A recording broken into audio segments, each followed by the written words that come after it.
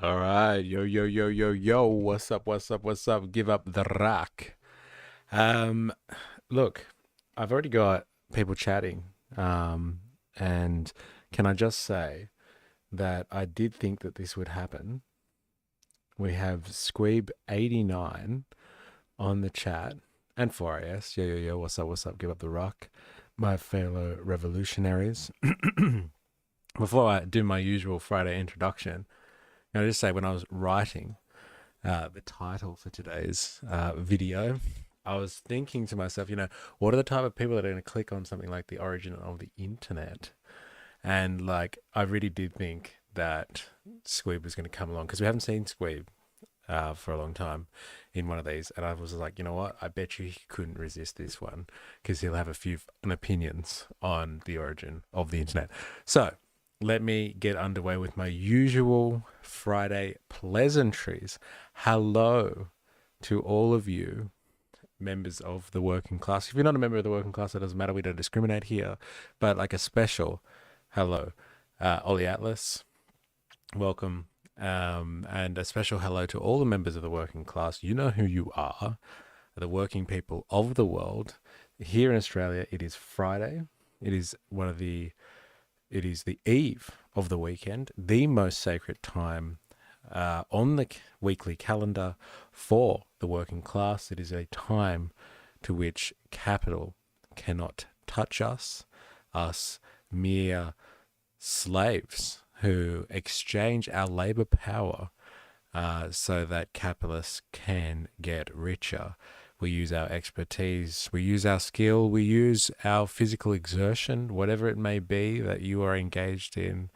We've almost made it to the weekend. So I would just like to pay my respects, can I say, to workers past, present, and emerging. You know who you are. Hello. Well. Hi, mate. Just saw your response on my comment. For sure, I'll be here for the ride supporting you however I can. It's good to see you because I'm not sure if you've actually been on a stream before. Sometimes people just like kind of are in the background. They might be working or something like that. They've just, listening on in. So I'm going to have a crack at pronouncing your name properly. Please correct me phonetically if I say it wrong, but I'm assuming this is Kai Lee and it's Wyote. Woti. I hope I haven't butchered that, but I will give it. I gave it my best shot. Let me be honest. But thank you for coming along, and like I'm glad you saw the comment too. So, LOL, you got it. There it is, straight off the bat. All right, so it's Poets Day. I don't know what Poets Day is a reference to, but I'm sure you will enlighten us shortly. Haven't been on these in a while, as I was in a field trip. Ooh, London. Oh, well, classy. Well, welcome back. Yeah, it has been a while since we've seen you here, Ollie Atlas. We're glad to have you as always. On weekends, we are slaves. We are slaves to nothing but the rhythm. I love that for you. That's great. Piss off early. Tomorrow's Saturday. I like that. That's so good. That's a great working class kind of little tagline there. Squeeb, I must say you do come out with little gems every now and again, and very surprising gems. Actually, that's what I meant. Very surprising gems.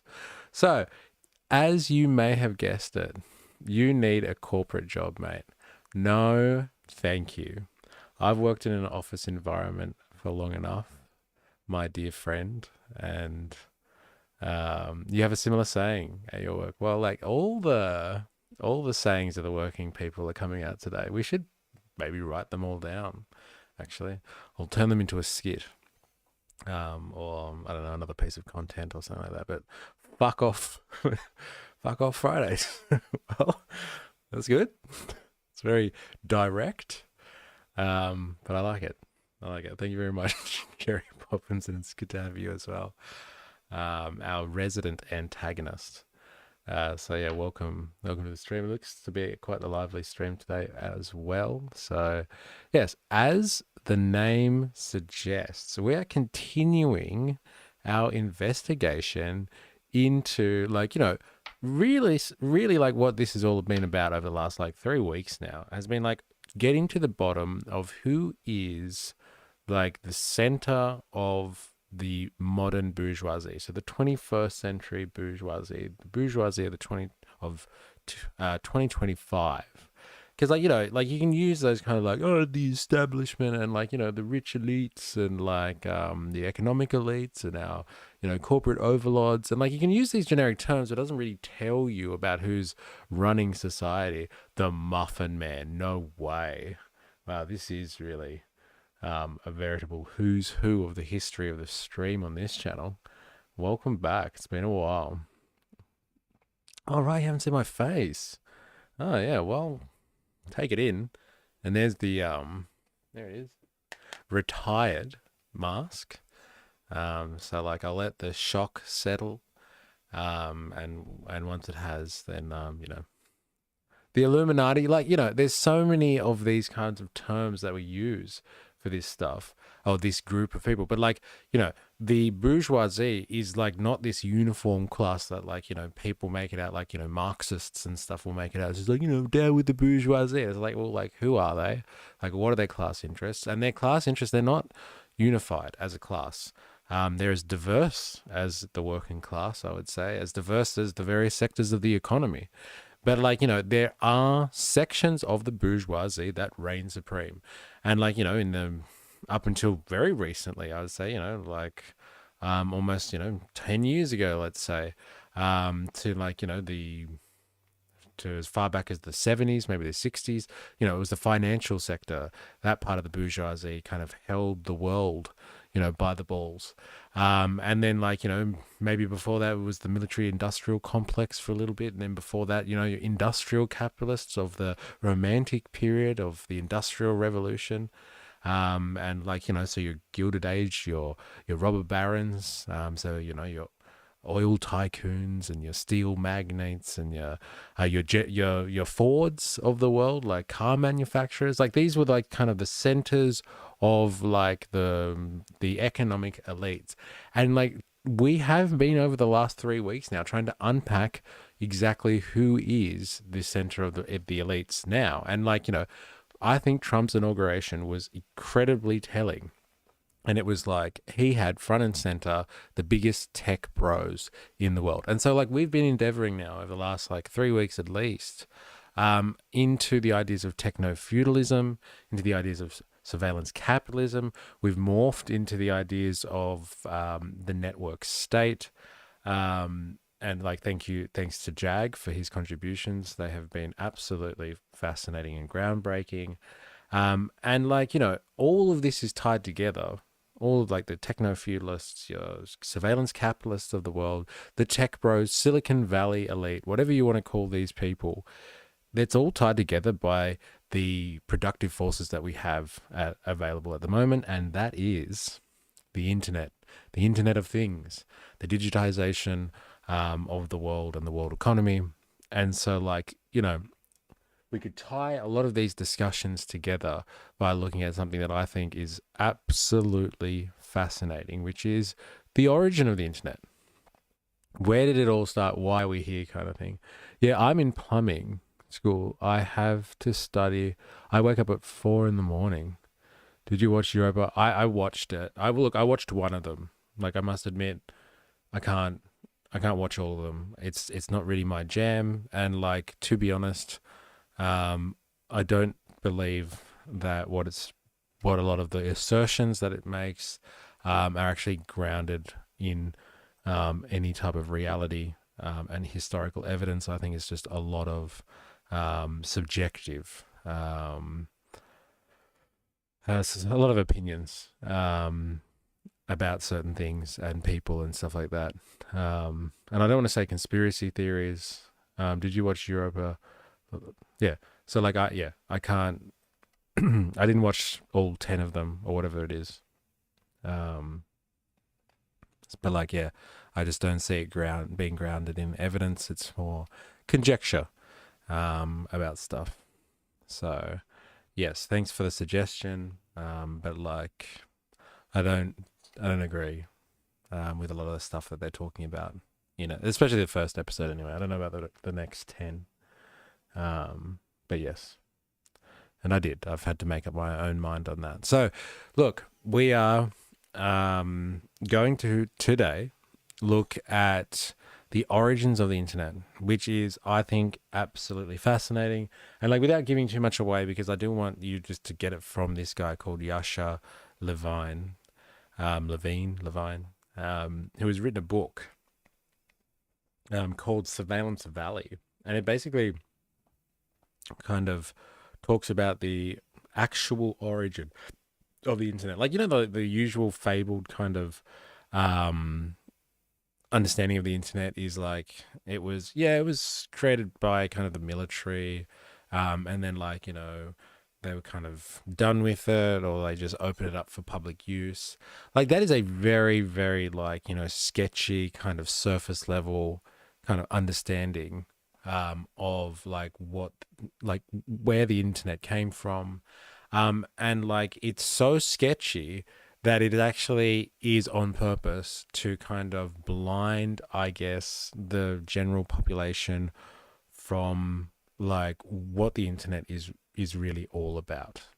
And like there has been kind of this large myth, I would say, or this indoctrinated kind of story that has been given to us, the people, since kind of, you know, I don't know, like the 90s onwards, that the information age and the rise of like the Internet of Things was going to be this democratizing force, this countercultural element almost in society, a revolutionary force in society. And like it was painted this way on purpose to kind of just get people acquainted with the internet. And like this is all a bit of fantasy, and very deliberate fantasy to get us all accustomed to basically putting our lives out there in a digital realm for us to be kind of tracked, so people can trace what we're up to, and not just like people like you and me. Like, let's be honest, like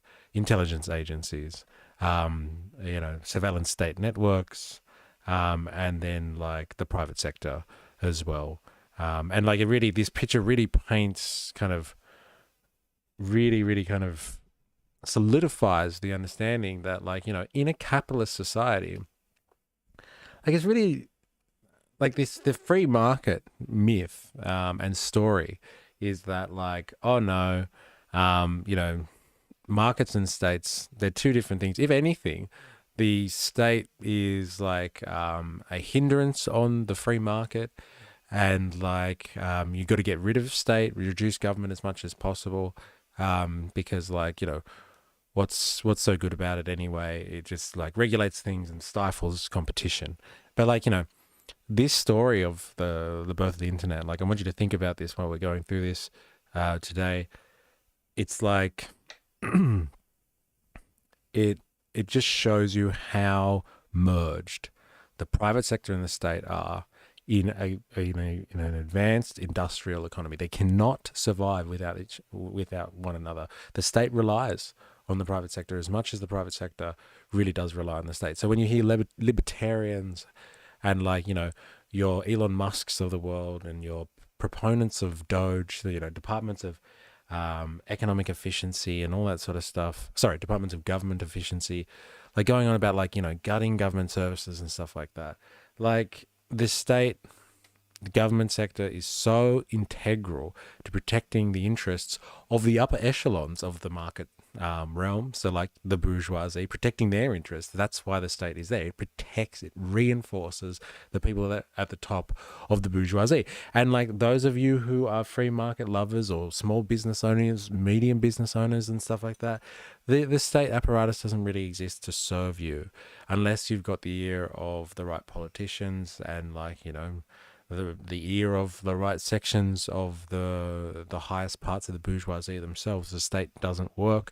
It just reinforces the richest and most powerful people out there. And like this, the state is a real and important element of capitalist society. You cannot have capitalism without the state. And like I think if people knew that, like there'd be like a bit of a different understanding about like how people treat government, and how people treat like the rich and stuff. And like, it'd smash down all of this kind of very indoctrinated worldview that like, rich people get where they were, like, your Mark Zuckerbergs of the world, your Jeff Bezoses, your Elon Musks, like they get where they are right now with as much wealth and power because like they're just geniuses, and they're just such incredible people, and like, the free market has just allowed them to flourish. And really, by default, as a result of kind of that ethos, if you're not rich and powerful like them, that's your fault. You haven't worked hard enough. You haven't tried hard enough. You're a failure. And that's really kind of the neoliberal ethos at play there. But like, you got to understand these people, like, and this is what we're going to be able to figure out today while we learn about the origins of the internet, is like these companies, these people that like are so rich now, because they have been able to capitalize and monopolize on the internet. They are there and they get their power handed to them largely, or supported largely by the state. I've just had like a massive drop in like people viewing and stuff like that. So like if I have dropped out, or if you guys are still all there, just like, shoot me a message in the stream, because we got cut off on Monday. And so like, I'm not sure if we've been cut off again, if you know what I mean. But like, it's starting to become a more and more regular thing on this channel, unfortunately, us getting, taken down by the machine, man, if you know what I mean. But yes, let us then, you can hear me, that's good. Yeah. But like, yeah, let us have a look at what Yasha Levine has to say, this person who's written kind of an investigation and like a book about the internet and stuff. You're still up. Okay, cool. Thank you. Because like, yeah, we got cut off on Monday. I'm starting to get a bit worried about ye old YouTube and whether this is going to become normal or not. I hope it doesn't. So yes, let us talk about, let us have a look at the origin of the internet, and like, the drill, everybody. Comment if you've got anything to say, if you've got any questions about what's going on, just shoot off in the chat, and we'll pause and we'll talk about it. Let's do this.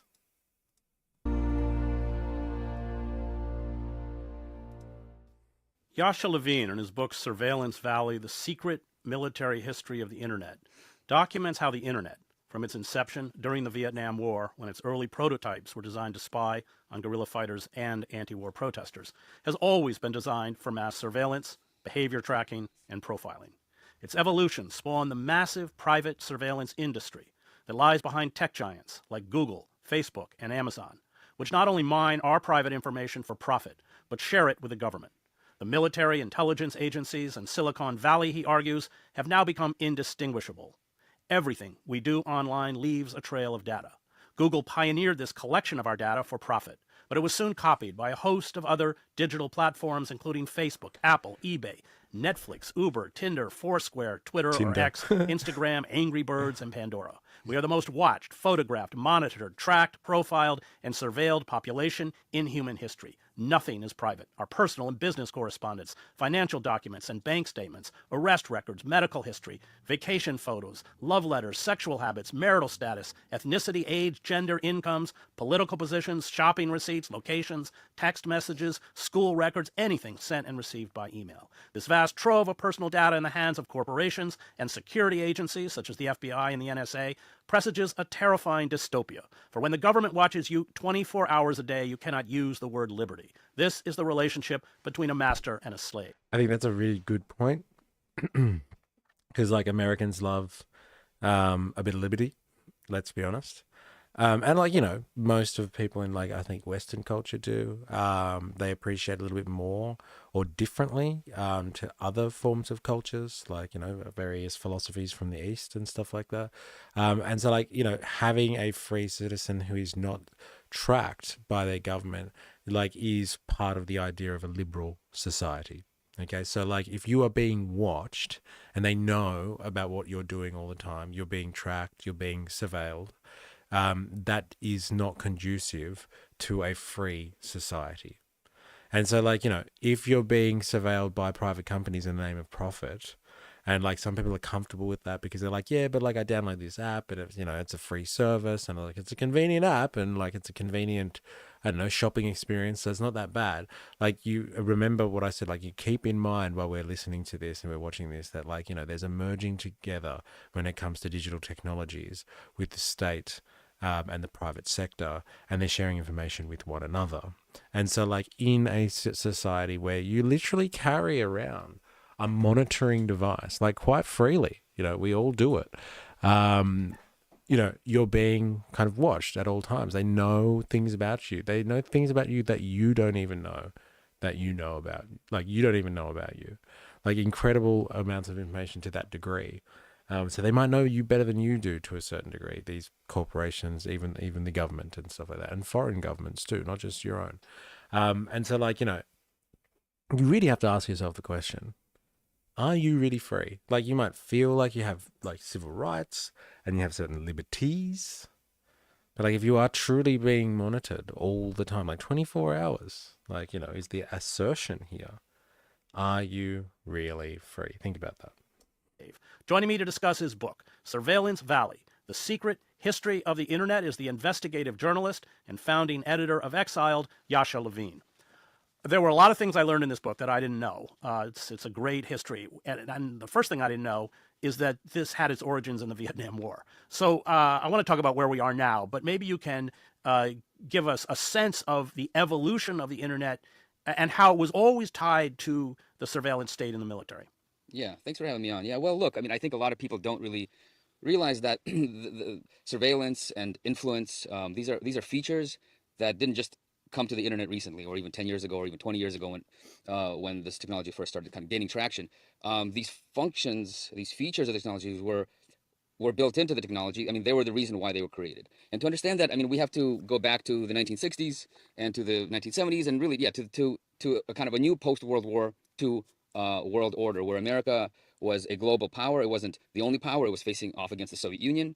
Communism was a perpetual threat to the foreign policy establishment, to the business establishment of America. I mean, there was like the obsession, right, of the Cold War obsession. And so, but there was a problem in that a lot of the conflicts that America suddenly faced, especially after the Korean War, were not wars, where big armies were facing off against each other. These weren't like tank battles. It wasn't like troops marching in formation or anything like that. These were smaller wars, basically wars of liberation, of third world liberatory wars, where local populations were essentially rising up against their colonial overlords, right? And the U.S. was usually aligned with the colonial overlords of these countries, or backing them, or these were puppet regimes in some cases that were directly backed by either the old European colonial powers like France in the case of Vietnam, or America itself in South America. And so you have these populations, right?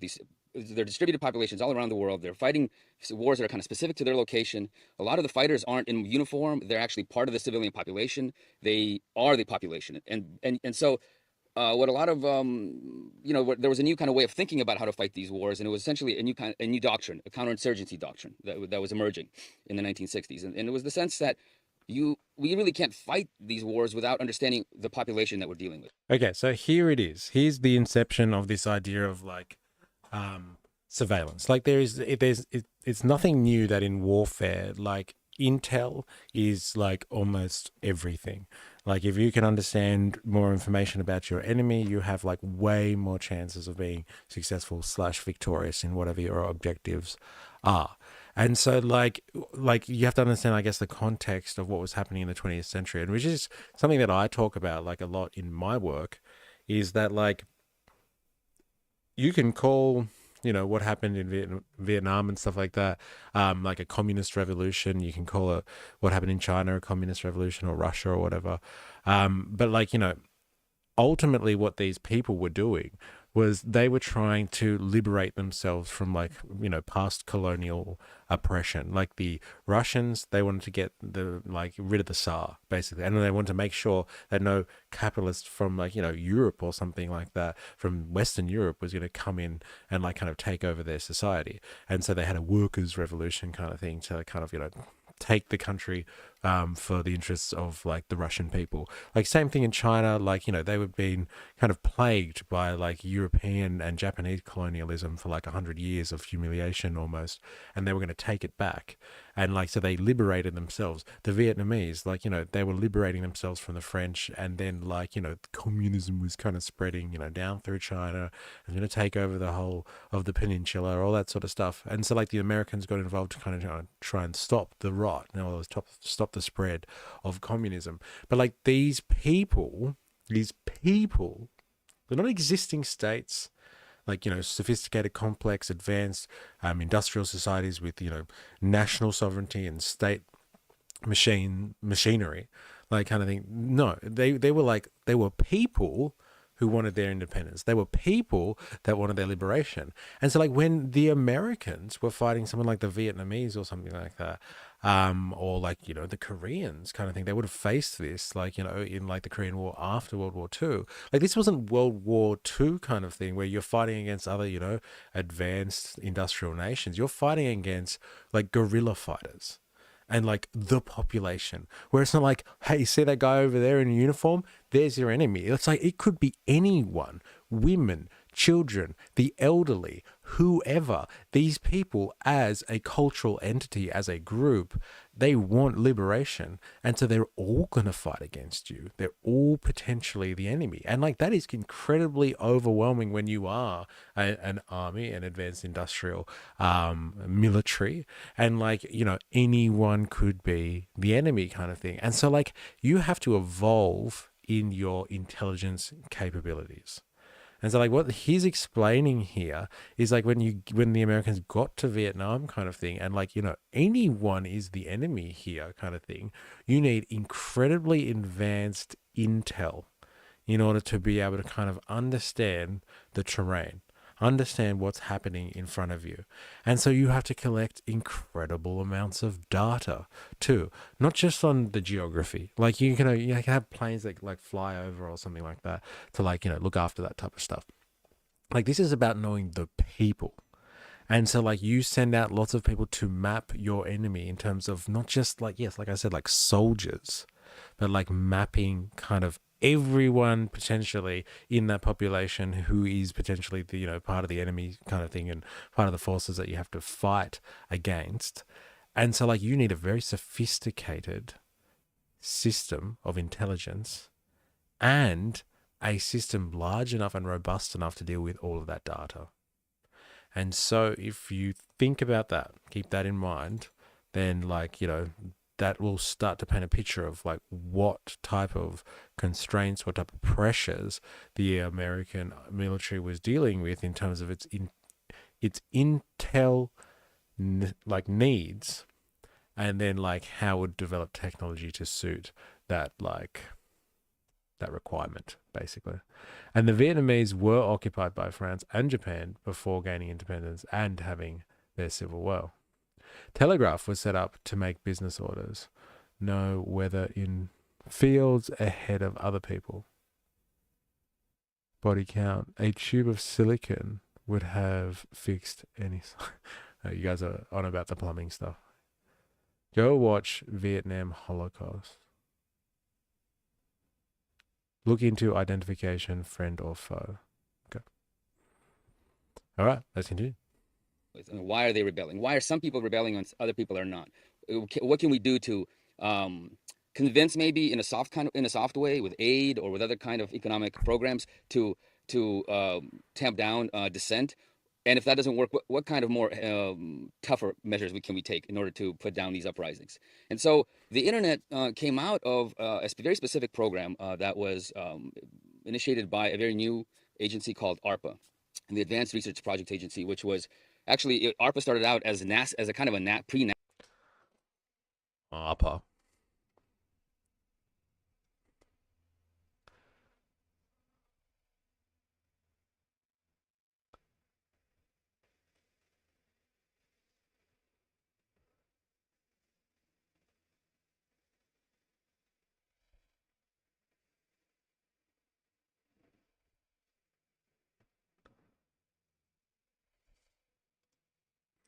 Go Wikipedia. The domain name ARPA is top level domain in the domain name system of the internet. Manage the technical network infrastructure. So it is Advanced Research Project Agency, the funding organization in the United States that developed ARPANET, the precursor to the internet. It was the first domain defined for the network in preparation for a hierarchical naming system for the delegation of authority, autonomy, and responsibility. It was originally intended only to serve in a temporary function for facilitating the systematic naming of the ARPANET computers. However, it became practically difficult to remove the domain after infrastructural uses had been sanctioned. Interesting. All right. Sorry. Let's get back to it. NASA agency that was then defunded and then reconfigured into a counterinsurgency agency under John F. Kennedy, under his administration. And it was essentially let loose on the Vietnam conflict to figure out, new technologies and new methods of trying to win this war in Vietnam. And so the agency did a lot of different things. It, for instance, developed drone technology to figure out how can we more effectively surveil the jungles. It developed Agent Orange. How can we prevent sort of the guerrillas that are attacking French and then American troops from using the jungle as cover, right, for their kind of raids on and part of that was also developing new ways of studying the Vietnamese population, its habits, its beliefs, its spiritual ideas, to try to figure out how to pacify these people, using psychological techniques and things like that. And so it funded ARPA funded all these anthropologists essentially to go out into the field and collect data. And there was so much data coming into the Pentagon from that there really wasn't a way of keeping it in one place to make it useful. So that was one thing. So there was a need to create data systems that could manage all this, what it was essentially surveillance data of these populations, right, and to process it to extract something useful out of it. At the same time, ARPA was involved in a kind of a surveillance system in a different way. It was trying to track the movements of Vietnamese fighters on the Ho Chi Minh Trail. Again, they were using jungle cover to hide, massive movements of troops, of supplies, and things like that. So they were trying to develop basically like spy devices that could listen, that could be dropped from air, that could listen to what was going on the ground under the jungle cover, that could even smell, human urine. If there were fighters peeing in the jungle, it would detect the urine and then send a signal to base, and then that location would be bombed from air. So there are all these different surveillance things that was involved in. Isn't that crazy? Like some of the technology that we're coming up with, like, isn't that interesting? Like drones, they were like figuring out drones like back in the 60s and like how to get this technology off the ground so they could fight against guerrillas. Like guerrilla fighting and stuff like that is like an absolute menace for like, standard military kind of organization to have to kind of deal with. Like you can see what's going on in, like, I don't know if we're allowed to say the word because we've been kicked off for this before, but let's just say the G word. No, let's say Gaza. I won't say the P word or the I word. What is the word that we have for Israel now? It's Israel isn't, or I can't remember. Someone came up with it the other day. It might have been Jerry Poppins. But like, yeah, like, the guerrilla fighting tactic, depending on the guerrilla army, obviously, fighting amongst, yeah, I know, oops, you said it, yeah, whoopsie, like, hopefully we don't get cut off, like hiding among populations, like of civilian populations and stuff like that, like incredibly hard to fight against. When it comes to jungle warfare and stuff like that, incredibly hard to like mount effective kind of resistance or opposition, counterinsurgencies to that type of stuff. Like the Cubans kind of perfected that form of fighting very, very well in the Cuban insurrection or the Cuban Revolution, depending on who you're speaking to. And like, Che Guevara famously wrote a book on guerrilla warfare tactics and stuff like that. Like it's a short book. I've read it. It's very, very interesting.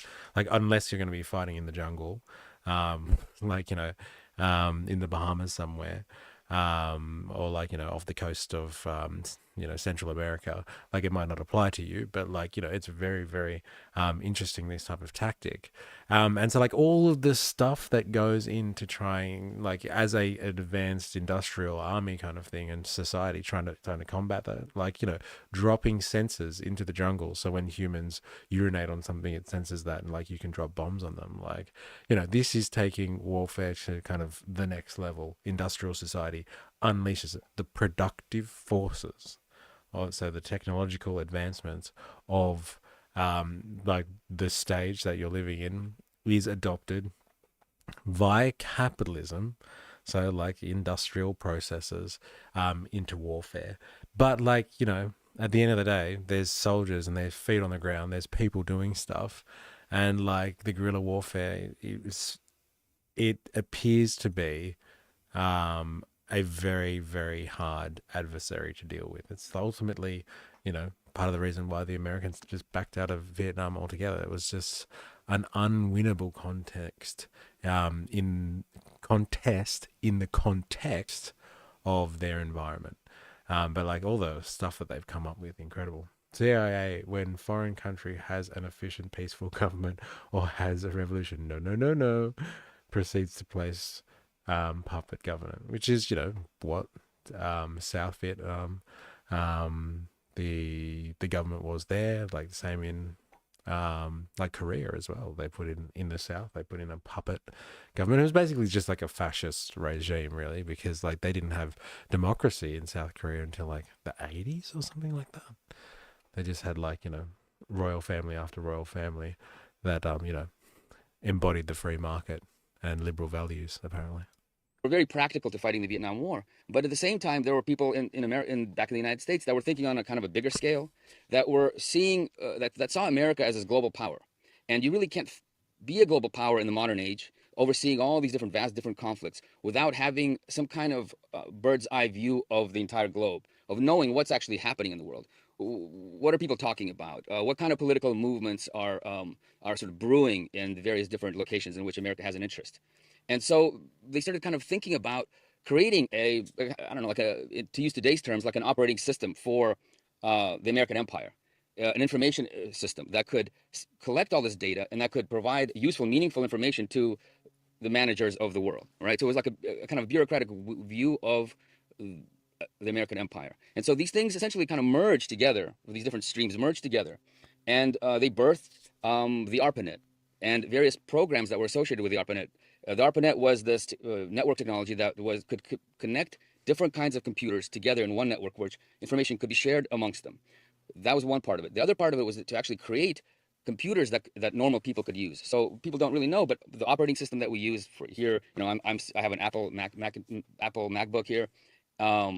The graphical user interface, the mouse, all these things, the menus, the drop-down menus, all these things were actually developed by the military as part of the ARPANET program. So part of it was to create this network that could connect computers, but also to create a new type of computer that could be easily used by regular people, not engineers, because before this kind of graphical user interface that we're all used to, computers were punch cards. You needed these technicians who would punch in data on these punch cards. They'd feed it into these vast computers, and then they'd produce some kind of data. So they were more like complex calculators rather than machines that you could interact with, that you could actually interface with in a natural way. And so that's the origin of it. I mean, the origin of the internet was about fighting insurgencies, about studying foreign populations, but also creating a platform that would allow America to run the world and to see the world. Right? Isn't that interesting? It's like a records system and an information and record system and a communicative device for a large organization. So have you ever worked in a large organization, government department, corporation, or whatever, and like you have your intranet, which like reflects what happens on the internet. Like you have an intranet, you have like basically a software or a computer system or something like that like ties all of the people that have access, that can log in to that system so they can share information with each other and like be connected, so they can work together, kind of thing. And like at like incredibly reduced time frames, as opposed to like, people having to get up and like, share files with each other, and share information that way. Like you can log in remotely to that system, or like anywhere on the globe potentially, and like get access to the information. Like information is really important, right? Like, the information, the corporate knowledge that an organization has is its power. It's what gives it like kind of the ability to work as a machine and like, get its objectives done and stuff like that. So like if you had a form of like communication technology that could link all of your stuff together, like, you would be able to control a lot of information and like, across the entirety of the globe. And so like, it's crazy to think that like, this is where it comes from, because like we're so detached, we're so alienated from kind of this origin. Like the internet is kind of just like, I don't know, thought of as like kind of the telegraph, really, like phone technologies and stuff like that. It's just like a given like form of technology that just maybe just appeared and was developed out of basic technologies and stuff. But what was the impetus for it is really, really interesting. And like how it's developed has basically dictated exactly how we interface with this type of technology today. Like the fact that like, I have a mouse and like, a keyboard and a screen and stuff like that is because like they were trying to make user interfaces that were way more intuitive and interactive than like a usual computer at the time, which was just something that like only engineers knew how to use. And so like you had to make something that regular people could work with. WAN versus LAN, yeah. First punch card, then floppy disks, then drives. Now it's all stored and shared. Now we have a peak use of internet. Quake. Doom can run anywhere, but it was missing internet. Right, Early Atlas, though now it's abstract. It's the cloud. Yeah, the cloud. So it just runs on like some server that's owned by some, mega corporation that uses it to monitor you anyway. Same as user interface improvements. Have you heard of greenwashing IT? So you say the cloud instead of data server. That's very interesting. I didn't realize that's why we say cloud instead of data server. Yeah, because I guess data servers, it implies some type of physical industrial infrastructure that probably uses a lot of power. This does use a lot of power. Halo may be infinite, but Doom is eternal. Oh, I actually got that gamer reference. No, I'm proud of myself because I'm not a gamer. All right, let's continue. Shall we? Make it transparent. As a police officer, I learned the importance of Look turning who up it is. when it matters. Look who it is. As a small business Lord owner, Voldemort I learned the importance himself. of balancing the books and being responsible. And as a Uh, minister, I learned that a strong economy and safe community are central to everything. Oh my god. I'm not interested in taking the easy path Yeah, because we he's a live hard in the best man. country in the world. The best. Well, let's talk about its domestic use, because it wasn't just used on fighters in Vietnam. It was used on anti-war activists in the United States. Yeah, I mean, look, you know how it is. Anything that you deploy for use abroad, it immediately gets imported back into for domestic purposes, right? So almost immediately, this ARPANET technology was used to ingest information about activists against the Vietnam War specifically, and what's interesting is because a lot of the research that was part of the ARPANET program that created the internet was done at universities.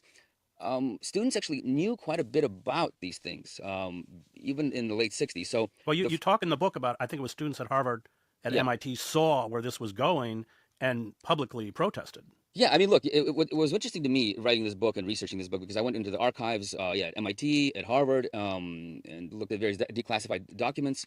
And what was amazing to me is that students from the Students for Democratic Society at Harvard and MIT had a more complex and sophisticated critique of internet technology or network technology than people did in the Obama era. Right, because I was writing this book at the tail end of the Obama era, and so people still viewed internet technology as a liberatory technology, as a democratic technology, that the internet would create this global democratic village. I mean, people still believed that back then. People don't believe it so much anymore. Maybe we can talk about that a little bit later, why that is. But back then, not that long ago, people really did believe in the liberatory power of the internet. Meanwhile, of course, the internet is owned by these massive corporations, some of the wealthiest corporations on the planet. Of course, they work with the NSA, with the CIA, with the FBI. I mean, the relationship has been intertwined from the very beginning. But people believed it, right? People believed the kind of the marketing mythology of that these internet companies have pushed as part of their product. But in 1969 and 1968, when the first links were activated, right, of the ARPANET links, the first nodes were starting to work together.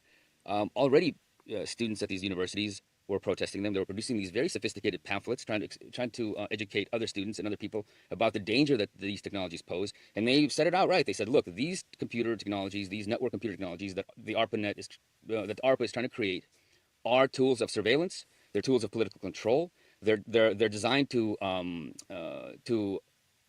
basically pacify political movements abroad, and are designed to pacify political movements at home. I mean, there was an incredible.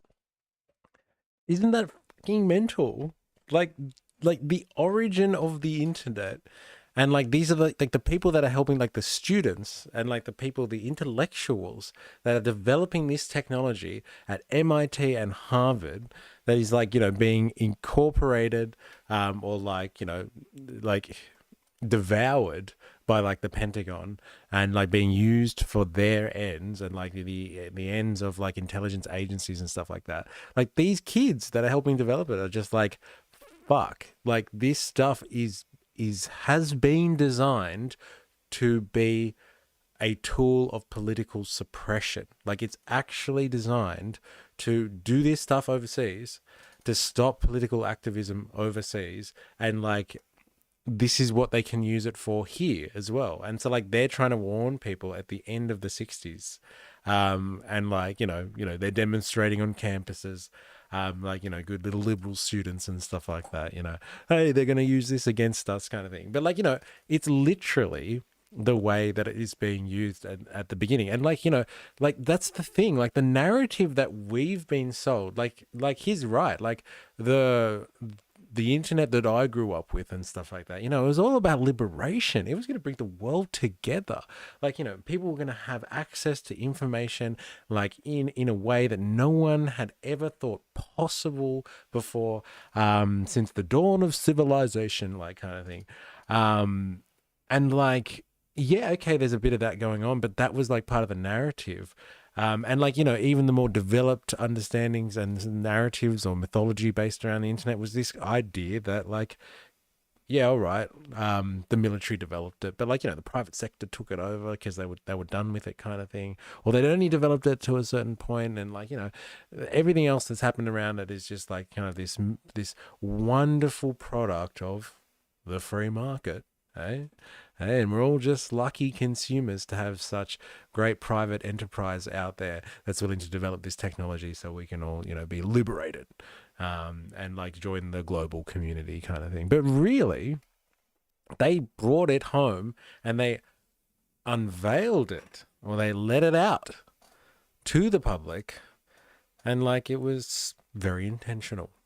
It wasn't just like hijacked because like it was going to be a good time for the business sector.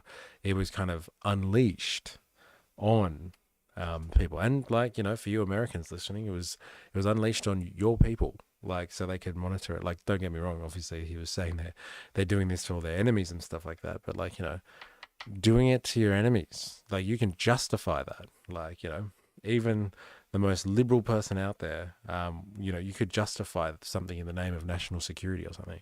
But like, just so you can surveil your own population and for political suppression and repression. That's next level. Like your American Constitution, like, it's pretty well structured about like, defending the citizenry against a tyrannical government. We have tools we can use on the surveillance network, though. People are fighting there. Tor is a good example. Onion routing, end-to-end encryption now being the norm. I'm really glad that you brought up Tor. Sweep, I'm really glad. this guy is going to talk about Tor. It's going to blow your mind. It's going to blow your mind. I'm telling you that now. I hope we get to it in today's stream. If we don't, we'll be back on Monday to finish it off. But like, it's going to fucking blow your mind, man. Using Signal to plan battle plans. All great examples. I don't know if you're being facetious or not. And I wonder if you are. Because like like JD Vance and like a couple of other people, like, you know, top politicians in America got caught. Okay, you are. Yeah, they got caught like talking about like bombing Yemen or something like that.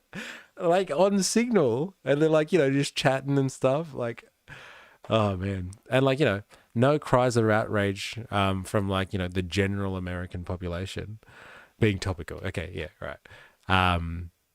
You know, like if that was like, you know, like Nixon or something, like, you know, it would have been like Watergate 2.0, and like, you know, people would have like called for them all to be you know, kicked out of their positions, but everyone was just like, whatever. Like, you know, it's the Trump administration, how outrageous can you get, like, kind of thing. Yeah, because only news guy accidentally got, yes, they accidentally put him in the chat. Like, you know, the old America of like, you know, 20 years ago, even, they would have, you know, demanded satisfaction, like security information being like openly talked about on a platform like that, in a chat, like, you know, and they just like let in like media personnel and stuff like that. Like, oh my God. Anyway, whatever. The world has changed. It's a good principle, but why not use the government tool instead of the free market equivalent, i.e. the one you actually control instead of a profit-driven one? It's a good principle, but why not use the government tool?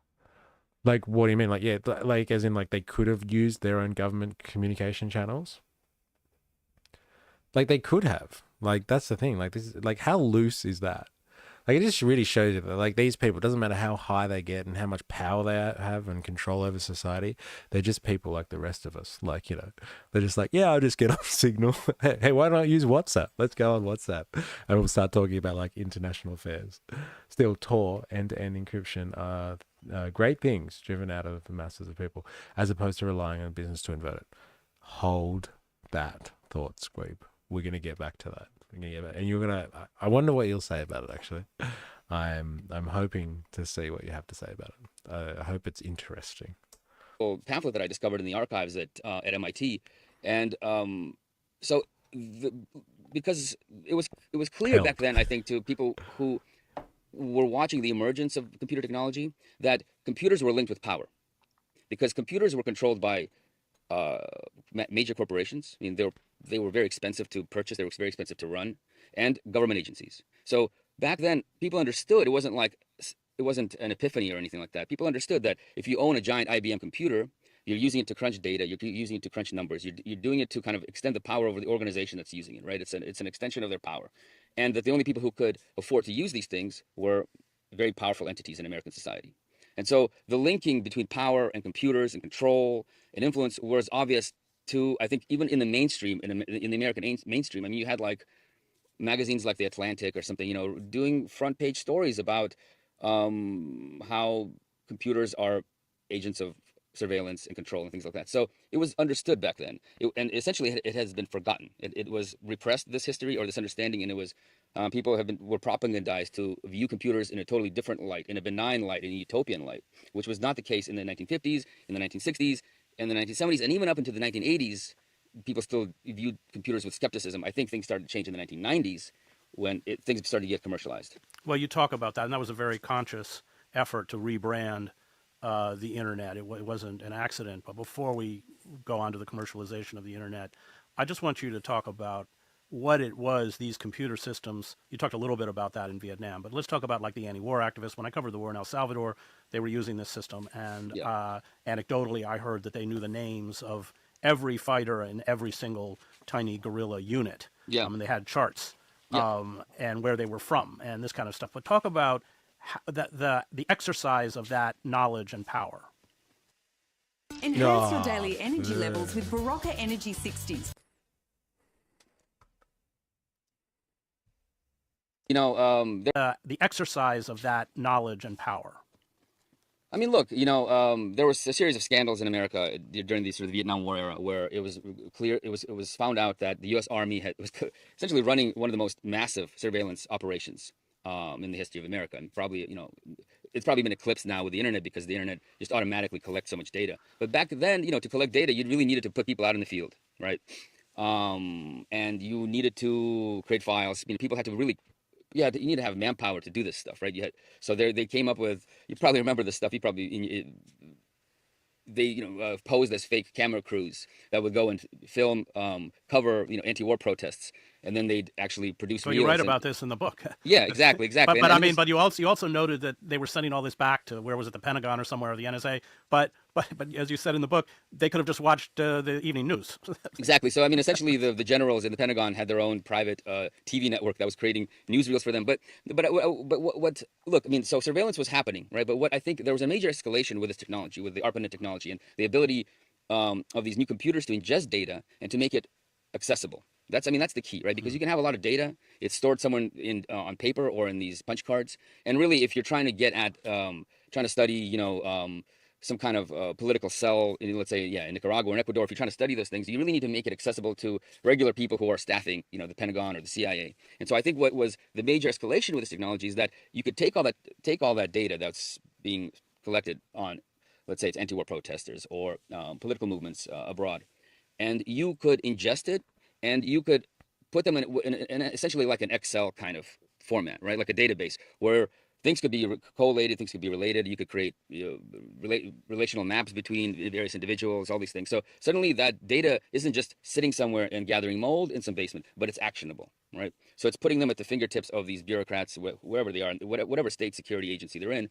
And so I think that was the escalation. So, and there were some scandals in where, yes, it was even covered on TV. It was a major scandal where there was even a whistleblower who notified the press that this new technology, this ARPANET technology, was being used to digitize old surveillance data on anti-war protesters and make it accessible not just to the U.S. Army, which created, but share it with the FBI, with the CIA, with the NSA, and whoever, and even with the White House. So the ARPANET almost immediately began to be used to spy on Americans. I mean, almost immediately. I mean, there was, I can't remember the exact dates. I think it was 1972 or 1973. ARPANET came online in 1969. So just a few years after this experimental, network came online, it was already being used to spy on Americans. Of course, the Pentagon denied it, said it didn't happen, that it was just an experimental thing and all this stuff. But the fact is that they did. Like, how like when something breaks and like, to do with like some type of intelligence service or and like they've done the wrong thing, they've been caught like red-handed kind of thing, and like people are just like, oh, like you. Like it's like someone, a spokesperson or something like that, will be like, oh, like we were just trying something out. Like it wasn't meant to do that. That was actually a mistake kind of thing. We will never do it again. Like you really do have to take all of that sort of stuff quite seriously because like, your general reaction is like, or like the general population, I guess, it depends how far down you investigate all this type of stuff. But like, the general population wants to be kind of accepting that like, they're not being, like people are not up to no good and they're not being nefarious in like their practices and stuff like that. So like when they've set up an entire system to surveil people kind of thing, and then they get busted for it, and they're just like, no, it was just a mistake kind of thing. You could see why people have absolutely zero trust in like these types of agencies and stuff like that, who have no accountability. And then when they're busted, they're just like, yeah, it was you weren't meant to see that, so like just forget about it kind of thing. An administrative error. Who is my friend in the chat? I see there is just a couple of us now. Is the go-to. Yeah, it is. Yeah, just an administrative error. It's the go-to response. Yeah, look, it just makes you think, right? Like how much of like those types of like plain kind of generic responses that you see from government officials, like, what's really bubbling on under the surface? Like, what are you getting when they actually say something like, you weren't actually supposed to see that. That was just a mistake kind of thing. No, the mistake was you was not supposed to have known about this. Not that like, oh, the system went rogue and we fixed it or something like that. No, the system was designed like digitized surveillance data, illegally collected surveillance data, which the Pentagon was actually legally mandated to destroy. In fact, it didn't destroy it; it digitized it and used this network to share it with all the security state agencies. So from the very beginning, again, I think this is what's shocking to a lot of people who read my book, A training exercise like that. is that this wasn't something that happened when Google emerged, right? This wasn't something that happened with Facebook. This wasn't something that happened, with the NSA spying on us, as Edward Snowden revealed, right? Tapping into all these internet giants. Surveillance was there at the origin of the technology. I mean, surveillance was the reason why it was created. And I just to give it a kind of an example, right? So, like, I think that's an important point to draw a correlation then. Like, the internet was kind of this infrastructure of surveillance and, like, data control to begin with. Like, the military had requirements. It needed to be able to house data and have it accessible. So, like the example that he used, I think is really good. Like, you can have files on, like, 100,000 people that you're monitoring as an intelligence agency or something like that. But, like, if that physical file is in the basement of that storage facility, like, over there, and, like, you can't just get it easily, and you have to, like, request some other bureaucrat, administrative officer to bring the file to you, and it doesn't get to you for like a week or something like that until the paperwork's done. Like, that's incredibly slow. And so, like, what better, you put that on a system and you have it instantly recallable, instantly accessible on, like, an interface, like a computer or something like that, where you can just, like, type and touch, and if you have access to it, like, you've got the right security clearance, you can, get those files and what have you. Like, it makes the organization incredibly efficient. So, like, data control and, like, data accessibility, huge thing. But, like, in order to what? Why have all of that from a militaristic perspective is to, like, be able to surveil people and have information on your enemies, home and abroad, too. So, like, it's a very efficient system in terms of data, like calling upon data and managing data, but, like, it's done in the interest of surveillance. And so, like, we've been investigating trim. Yes, somebody works in an organization, a large organization, large enough to be able to afford a bit of trim. Yeah, good old trim. Yeah, like these, like, the system was designed for surveillance. And so, like, we've been talking about surveillance capitalism, and I think it's important for us to acknowledge that, like, these productive forces that the surveillance capitalists use, the ones that we've been talking about now for a few weeks and stuff like that, these surveillance capitalists are able to kind of profit off these productive forces as they were developed by the government. And, like, this is a tale as old as, like, industrial capitalism itself. All right.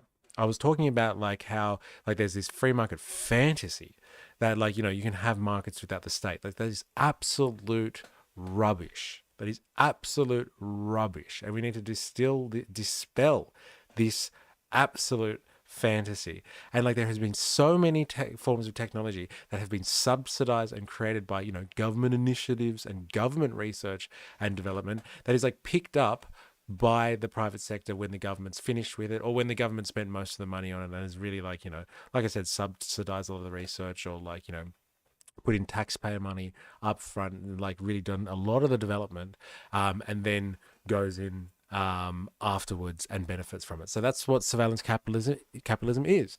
Like, I will be right back in a second. Just hold that thought.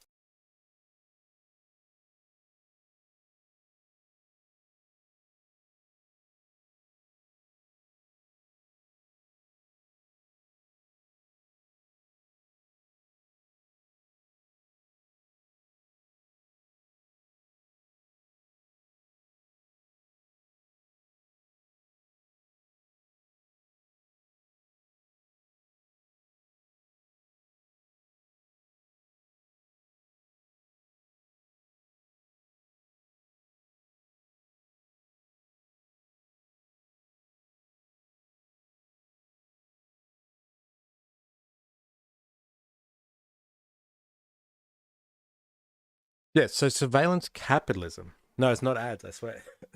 It wasn't. It wasn't done. Ad Block Pro. Ooh.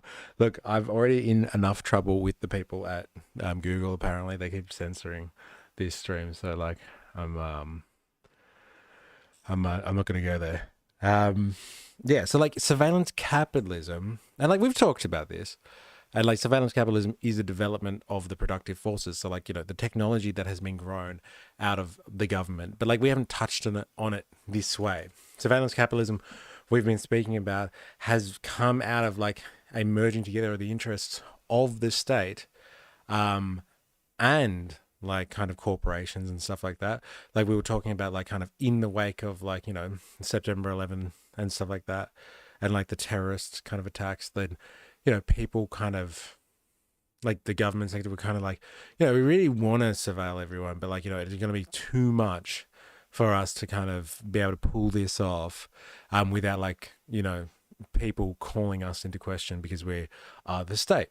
And like there's certain reins on the state as an apparatus, like constitutional reins and like guardrails and protections and stuff. But like, you know, if we could get the private industry to do it, then like so much kind of easier to kind of like get away with it. We just like, you know, we give them all the technology and then we turn a blind eye to what they're doing. But like really in the background, we've got our hand out and we're saying, you know, give us all the data that you're collecting, and we'll keep giving you the technology, and we'll work together behind the stage, basically behind closed doors, et cetera, et cetera. So it's important to understand that like the surveillance capitalists do actually are the ancestors of kind of real government kind of surveillance networks and the intricacies and the sophistication of that type of surveillance. This really explains how Google got as big as it did, as fast as it did. I think that's actually a really good point. Yeah, because it did really happen really fast. Like, you know, it's just like boom kind of thing. Like, because we're talking about like, you know, the tech bro ascendancy has happened in the last like 20 years. And like, that's not a long time. Like, I know like, you know, capitalism revolutionizes the means of production and technology like real at lightning pace and like exponentially faster, so they say. So like, you know, it kind of explains like their ascendancy, but like, you know, it is really fast. You're right. And like, it's because like the stuff was there. It was sitting there. David, it's good to see you, by the way. Welcome. I always had trouble believing that a search engine could evolve into an all-encompassing techno giant without outside assistance. Yeah. Yes. And like, you know, like this is the running theme of this stream today. It's just like, you know, the merging together of, you know, the private sector and government and stuff like that. Again, I have completely dipped out here in terms of like my monitoring side. And like we had like 6 or more people in the stream before. So I don't know if people have just left because they've had to and stuff like that, or if like, you know, we've been a bit curbed here. But like, you know, just quick like shout out if you're still here. It's you and Dave and 4IS. And like other people have just kind of dropped out. Like if people are dropping out because they have to, then fine. But like it just seems a bit strange that this topic is like seemingly people are dropping off. So 4IS is here. It seems like Dave is here. And so Squeeb. But like, yeah, on my end, like the two of you are talking, but it's only coming up with one person being in this stream for me, which is very strange. How it's giving me different numbers. Whatever. Like, I'm just like, I can't help with the conspiracy stuff. I'll open a new tab one moment. No, it's fine. It's fine. It's just weird. Like, especially after Monday, I'm very skeptical of what's happening here now in these streams. After we got chopped a second time. So like, no more chop. So anyway, I think it's a really good point. Like, how quickly did this stuff rise and like rise to power? It is almost, yeah, it's breathtaking how fast this has all happened. And like we haven't even had a chance to digest it really as a society, as a culture kind of thing. The first surveillance network technology was NORAD, essentially, right? So NORAD is this radar system that kind of watches the skies above the northern hemisphere, North America, to watch for enemy bombers, specifically Soviet bombers, and to intercept them if they enter American airspace. That was sort of why it was created initially, in response to the Soviet Union also developing the nuclear bomb. Communicate in English easily. Grammarly. Get Grammarly. And in response to the Soviet Union also developing the nuclear bomb. And I mean, so that is a kind of a surveillance network. So you're watching the sky, right? You're looking for people who cross the border or who are coming close in the sky, or the planes that are coming close. And that is what sort of the managers of the American empire were hoping to recreate, but on a societal level, right? It's an early warning system for political threats, essentially, right? I mean, that's what kind of this ARPANET project came out of. That's the desire, that was the dream, that was the wish, the Christmas wish of theirs, right? To create for societies what NORAD or air defense systems created for airspace. And so if you think of it like that, then kind of the internet. What do you call it? NORAD. Hey, NORAD. Yo. Combined Organization of US and Canada providing air defense for North America. Well, look at the symbol. How cool is that? The wings and the sword protecting North America. Yeah, NORAD. Hello! So it turns out that you are live. I am live. Ruben, welcome. Welcome, welcome, welcome. Today we are speaking about something very interesting. We are speaking about the origin of the internet. And so like if you are interested in like a really quick overview, I will give you that history. So just hit me up and I will tell you about that. North American Aerospace Defense Command is a combined organization in the United States that provides aerospace warning, air sovereignty, and protection for Canada and continental United States.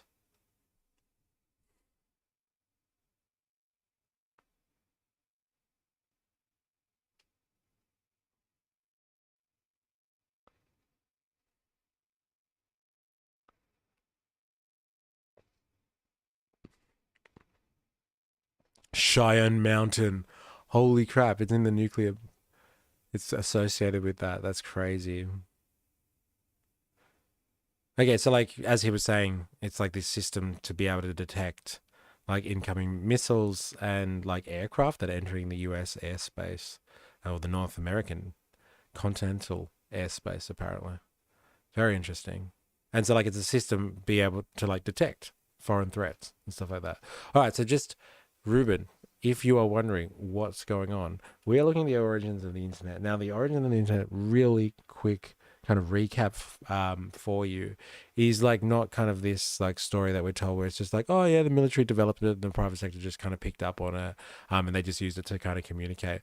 The military were using or developed the internet around the time of the Vietnam War, so in the early 60s, as like a way for them to be able to handle all of the data that they were collecting on the Vietnamese enemy,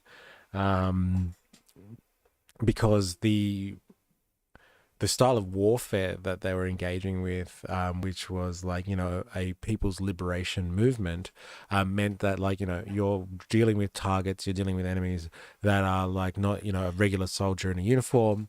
You're dealing with like anyone could be the enemy, and so like you're trying to surveil like whole populations basically, and like keep information about like multiple targets that really could be disguised and camouflaged anywhere. And so like in order to be able to handle all of that data and like get enough kind of control over such like information on different targets and stuff like that, you need a system that can handle all of that information and that data. And like they developed this technology in order to kind of coordinate like what they were doing, by looking at like I said, not just like fighting against the traditional military, but like, you know, very, very large and amorphous targets that could just be like, you know, kind of anyone at any time. And so like they developed the architecture, I guess you would say, for the internet in this thing called ARPANET. Which seems to be the precursor for the internet. And it was really so like the American intelligence services, the military could be able to like, you know, speak to one another with like absolute ease. And so like what they had to develop was, instead of like computer systems being these large like punch card kind of systems that like only engineers knew how to work, they started developing like interfaces like what I'm using right now. They developed something with a screen on it, and they developed like a mouse and a keypad and stuff like that. So like as someone who's not an engineer and someone that doesn't work with punch cards and stuff can just like, you know, log on to a system that anyone who has, you know, verified access to could just get on and get information at their fingertips, basically allowing them to be able to communicate on like different kind of targets and different objectives and like different information about like, you know, the enemy and all that sort of stuff. And so like that's how it arose. It arose out of this need to be able to just classify, categorize and classify, you know, large amounts of information, and specifically about like people. And so like they developed that technology, and then like they didn't just use it on like, you know, foreign enemies. They started bringing it home and surveilling like American political activists and stuff like that. And so like the Americans kind of wanted a system, like a system that could like a way of like surveilling the globe, and like an interactive records management system, that like, you know, you didn't have to go to a basement somewhere, to, you know, to a filing cabinet somewhere to like, you know, get information. You could like at the click of a mouse, or like, you know, at a digital request, you could get access to information really easily.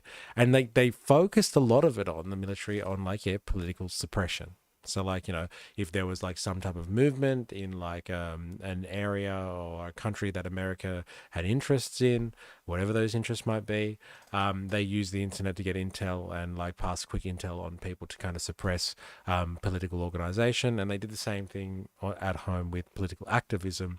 They surveilled their populations and used this internet system, or this former internet system, to try and kind of basically surveil populations and suppress political activism. And so the internet developed not as just like this communication software between like, you know, different parts of the Pentagon that just wanted to be able to like, you know, quickly communicate with each other or something like that, which is the narrative we're usually told, and which is then developed, you know, more broadly by the private sector. But like it was initially created as a sophisticated, robust surveillance technology. And so like if we kind of have that kind of understanding, then like, you know, that has massive ramifications for kind of how we see the internet today. Like, you know, you have a lot more of kind of an eye-opening moment, or a whoa, like, you know, an epiphany kind of moment when you understand like the origins of certain technologies, and you're like, oh fuck, that's why they made that, like, kind of thing, or that's how it's actually used. And like it speaks volumes for what we've been speaking about now for the last, you know, week, like few weeks now, like surveillance capitalism, techno-feudalism, all that type of stuff. Like it makes a lot of sense that like all of this stuff has just developed into like a wonderland for the private sector to be able to surveil the world's populations, to turn that into profitable endeavors, as opposed to just surveilling the world's populations for like political suppression. But like inherently, the internet is a surveillance software. It's a surveillance network. It's not a tool of the information age. Like it wasn't developed so people could share information. It was developed so people could be monitored. And like that's a fundamental difference there, because like the information revolution story that we've been sold in, like, you know, from the 90s onwards, like makes it sound utopian. Like, you know, we're on the precipice of a brave new world here, ladies and gentlemen, where we're going to have access to things that like people never thought possible, and you'll be able to communicate with anyone in the world at any time. And like, you know, that's going to change society forever. So yeah, it's going to change society forever because it's going to make people more easily watched and potentially controlled, depending on how you use it, than ever before through digital means. Like we've never had access to that type of technology or power before. And so like that's where we're at in a nutshell, if that makes any sense. Government, yes, maybe, but NORAD. Government agencies have a reason of being what you're talking about now. One tale on the internet is that it was made for some college stuff. Yeah, there's a lot of urban legends about the internet, isn't there? It's interesting. but it's specific to air. What NORAD is, yeah. But like, I think what he was saying was like they wanted a system like NORAD, like something that can surveil the skies and like can like pinpoint problems when necessary. The government wanted a system that could surveil the world's population, and if like anything arose that was antithetical to American interests, they could jump on it when necessary. So it was like surveillance. Whether they were like surveilling you personally, that's another question, but like it would develop there later apparently once the technology got more sophisticated. But yeah, they wanted an equivalent to NORAD. They won't spend money outside their purpose. How could they get funding to do it? Bureaucratic hell of government. I don't know, man. The Pentagon gets access to a lot of money. You'll laugh, you'll cry. It'll change your life. Other agencies in government could expand it, but can't say it's NORAD's. No, I don't think it's NORAD's fault at all. The analogy he was using was that they wanted something akin to NORAD, but like instead of surveilling the skies, we're going to surveil the world's populations. Dun, dun, dun.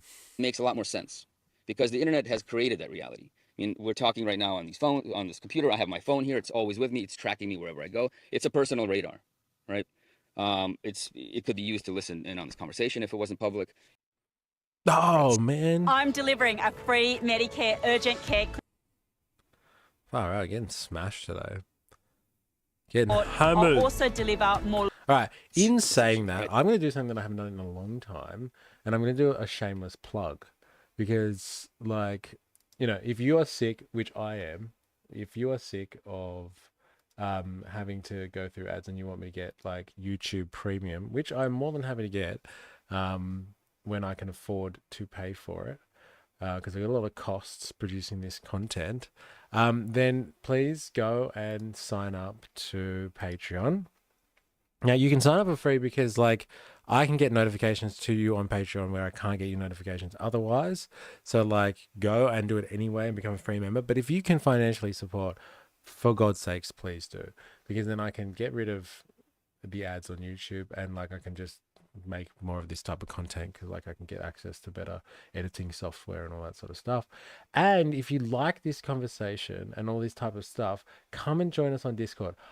I'm not a fan of Discord. I had to get somebody else to set it up for me, like Jerry Boppins. That was his job. He set up the Discord server, but I'm getting used to Discord. And so like if you like this, like we spread a lot of propaganda over there. We like to have like good discussions on like, interesting stuff that's going on. So if you like this conversation, you'll like some of the propaganda that people throw in the Discord server. So here is the invite for the Discord server. So like, do yourself a favor, go and join us on the Discord and please sign up on Patreon. Like I said, for free, just so you can get notifications. If you can financially support, I would I would really appreciate that. And subscribe, comment, press the bell. Now, you know what? YouTube loves ads. I have an ad blocker and they will disable their service if people have ad block.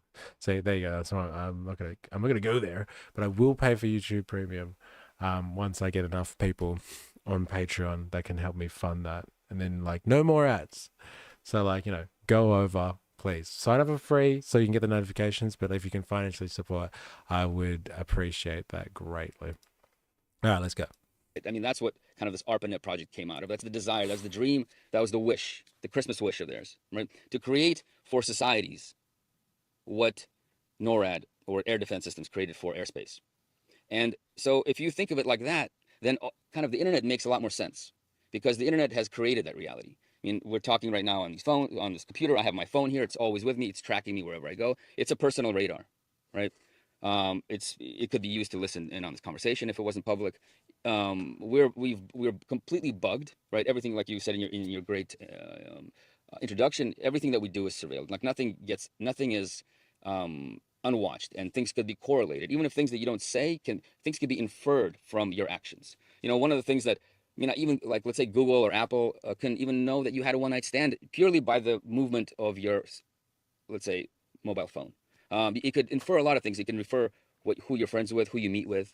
It can map out your social networks very easily. I mean, we are fully transparent in that sense, right? And so, but that idea that Google and Apple and all these tech companies really brought into being with the commercialization of the internet and the wide adoption of these technologies was there from the inception. Yeah. Let's talk about that because that's a big moment. So you commercialize the internet, but you have to shake that perception that it's a tool of surveillance and that its roots lie in the military intelligence Yeah. community. And I mean, that was a really fascinating moment in the book where, in essence, they rebrand the internet as kind of part of the counterculture. Yeah. Yeah, they rebrand the internet as part of the counterculture, and I think that rebranding even began in the 70s, really, because there were actually people who were hippies who had long hair who listened to the Grateful Dead and stuff like that, who were working as military contractors in places like UC Berkeley and places like Stanford and places like MIT, who were reading Lord of the Rings or whatever, walking around smoking dope, but yet building the surveillance technology for the military. And even back then, they didn't really see themselves as people who were doing a bad thing.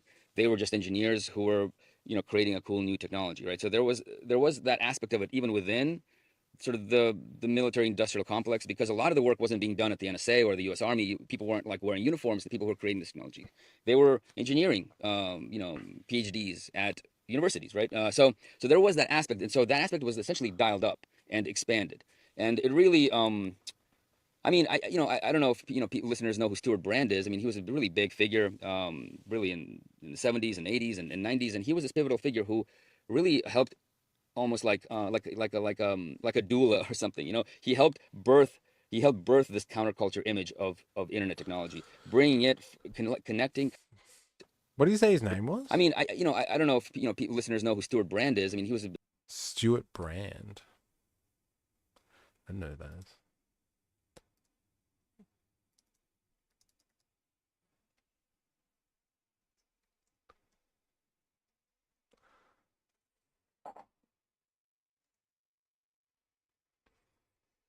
Stuart Brand is an American project developer and writer, best known co-founder and editor of Whole Earth Catalog. He has founded a number of organizations, including the Well.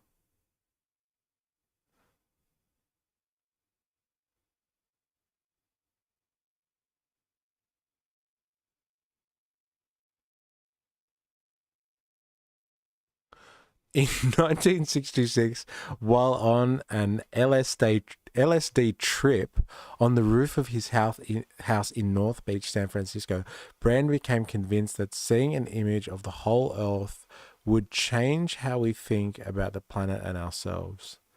He then campaigned to have NASA release the then rumored satellite image of the entire Earth as seen from space.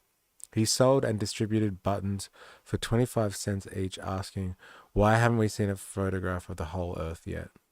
During this campaign, Brand met... This is interesting. What's his contribution? What's he saying? Global Business Network? No, he doesn't... They don't go into it here. What's he saying? That this guy is responsible for creating this counterculture idea that the internet is actually cool and not an instrument of the surveillance state at all, but it will be an element of revolutionary liberation for the masses and humanity.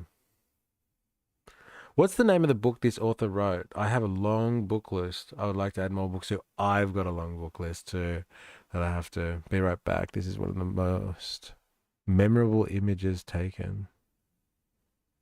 It is, isn't it, actually? That's a good point. The name of the book is like the Surveillance Valley or something. Yeah, here it is. Surveillance Valley by Yasha Levin. Let me put it in the chat for you.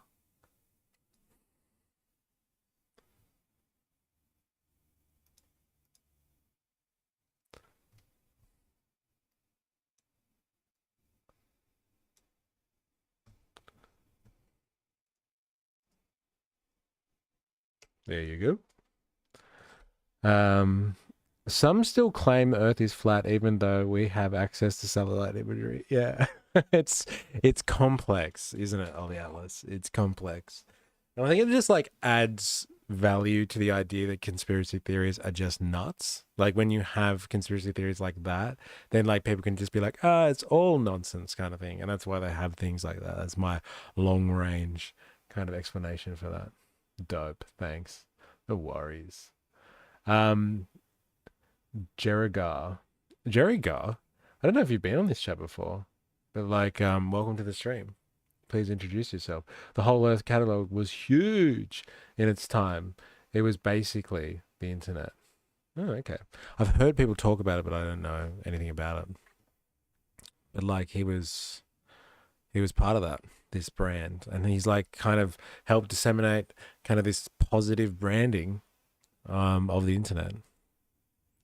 Liberatory force is going to revolutionize humanity. The really big figure, really in the 70s and 80s and 90s, and he was this pivotal figure who really helped, almost like a doula or something. You know, he helped birth this counterculture image of internet technology, bringing it, connecting kind of counterculture of the 1960s and 1970s to the tech culture of the 1990s and beyond. And like a big sign of that is, let's say, you know, It's on Google Maps right there, free and easy to access. What's so difficult for them to grasp? Zero Brand started the Whole Earth catalog. Never been on here live before, but I've watched your videos a lot in the past. Oh, really? Oh, nice. Oh, great. Well, welcome to the live component. I'm glad you're able to join for the first time. That's great. Yeah, welcome. Solidarity.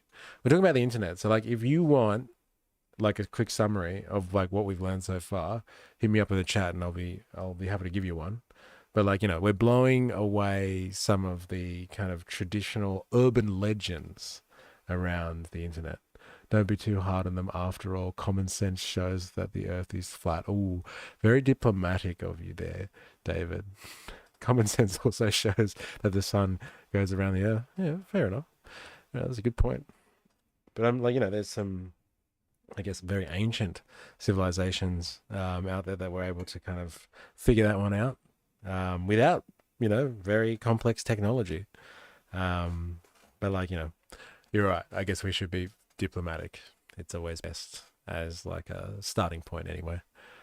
Apple's computer's big like ad campaign that it launched was all about fighting Big Brother. I mean, it's a kind of an iconic. Where does the sun go at night? Proof right there. Well, not everyone sees the world the way that you do, Scream. I can attest to that. Not everyone is as scientifically gifted as you are, so. Ad that people know about. You know, basically the way that Apple Computer was positioned was that by using this technology, you could defeat Big Brother. You know, from 1984.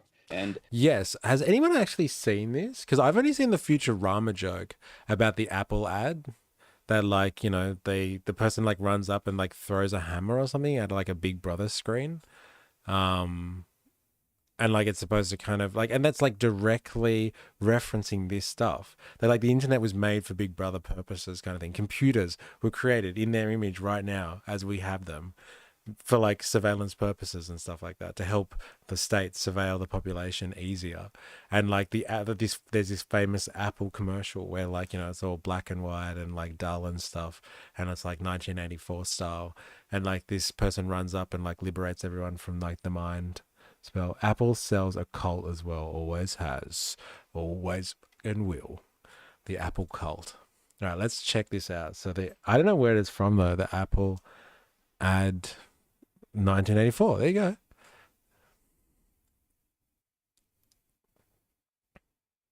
This is it. This is the one. Pretty sure it is. Best ad of all time. Is it? Is it really the best ad of all time? Guess we're about to find out. Everyone see that? Yes, I think you can. The Futurama episode made fun of that, calling it confusing. Hey, I remember I was like, hey, I was watching that. So funny. Hey, yeah, that's it for us. Hey, I was watching that. Look up pre-Macintosh Apple, though. It was a different Apple. Every tech company has a cult. Fucking oath it does. Yeah, look at them when they do their presentations and they're up there and they're like jumping around and stuff like that. The CEOs, it's gross. Can't stand watching that stuff. All right, let's do this. Today we celebrate the first glorious anniversary of the information purification directives we have created for the first time in all history. A garden of pure ideology where each worker may bloom, secure from the pests of a contradictory thoughts. Our unification of thoughts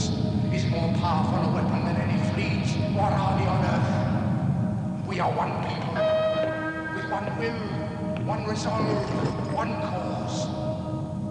Our enemies shall talk themselves to death, and we will bury them with their own confusion. We shall prevail.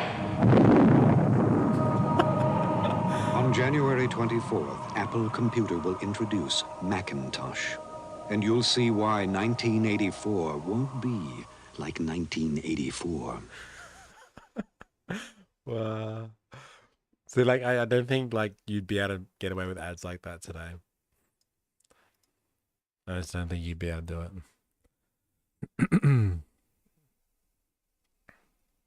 Let's watch the Futurama one now, please. Delivery has nothing to do with the delivery business. Image, people, image! Scope out this new ad. We are all one, with one mind, one purpose, one path. Our enemies shall be eaten by squirrels, and we shall bow down and worship to ourselves. We shall prevail.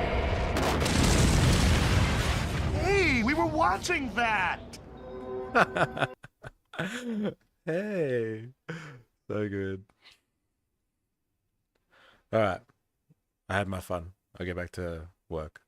Now Apple became what they claim to be against. Yeah, I know, right? And like this is like the real, that's so deep, that Apple ad, right? Like considering that like this technology is literally founded on like virtually recreating like George Orwell's 1984, and for them to like so blatantly and audaciously make an ad like that and just be like, we stand for everything that is against Orwell's 1984, while being exactly that. Like it's so audacious. It's so audacious, but like, you know, as long as it sells, that's all that matters. That ad shows how self-aware tech companies are. Yeah, that is a much better way of articulating what I was trying to say. Thank you. Early Amazon trying to dance on stage needs more support. Yeah, I know, right? Oh my God. So awkward. And you know, there's another thing that I think helped create this utopian image of the internet was that right as this technology was commercialized and was becoming cheap enough for people to buy, America won the Cold War, right? And so suddenly America was the global superpower.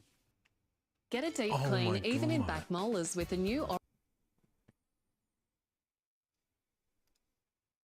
American war, right?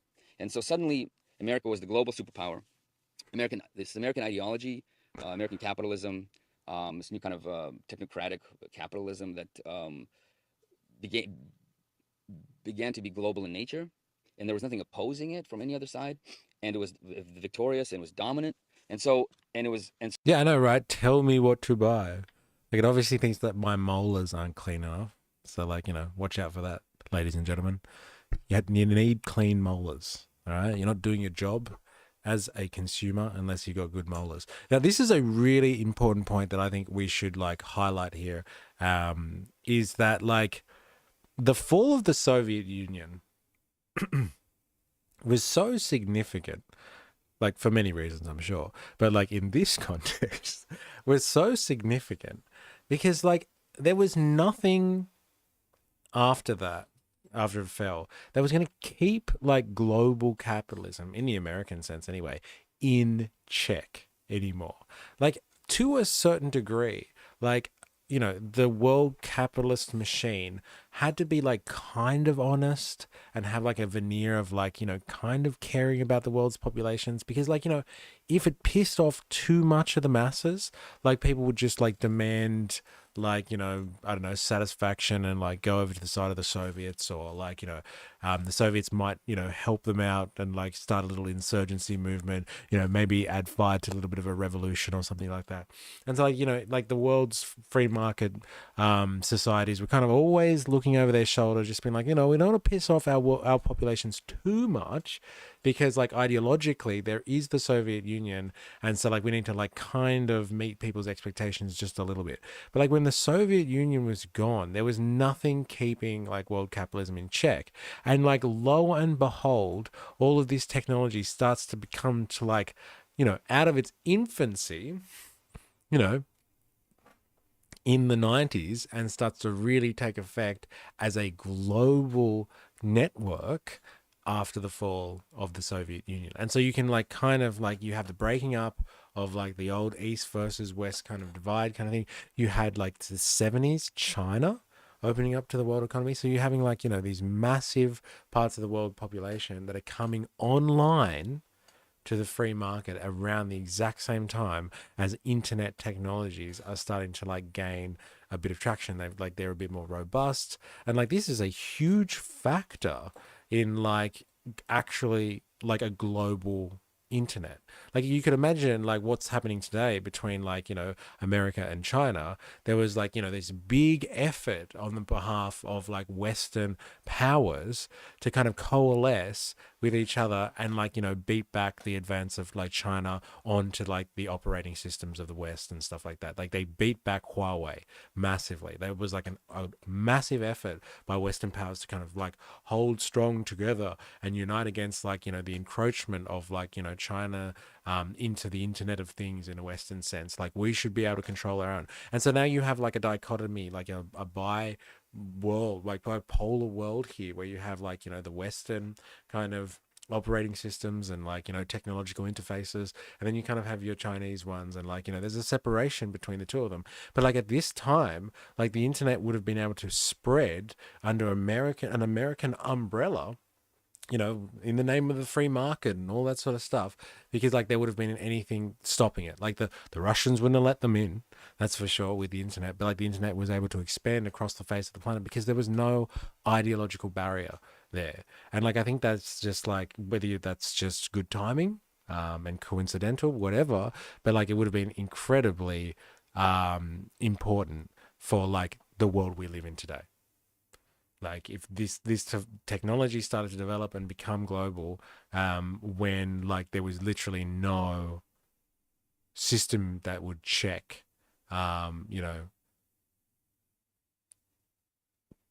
intense global corporate greed. There was nothing that to keep like that in check anymore. And so like like companies that were producing this technology were able to spread it around the world and control everything. So like it was American companies pretty much, like the computer industrialists, I guess you want to call them, that like were spreading their operating systems and their technology and proliferating it around the world. And like that's part of how the Americans were able to maintain their control and surveillance across the world as well. And this is all in the wake of the fall of the Soviet Union. Like incredible timing.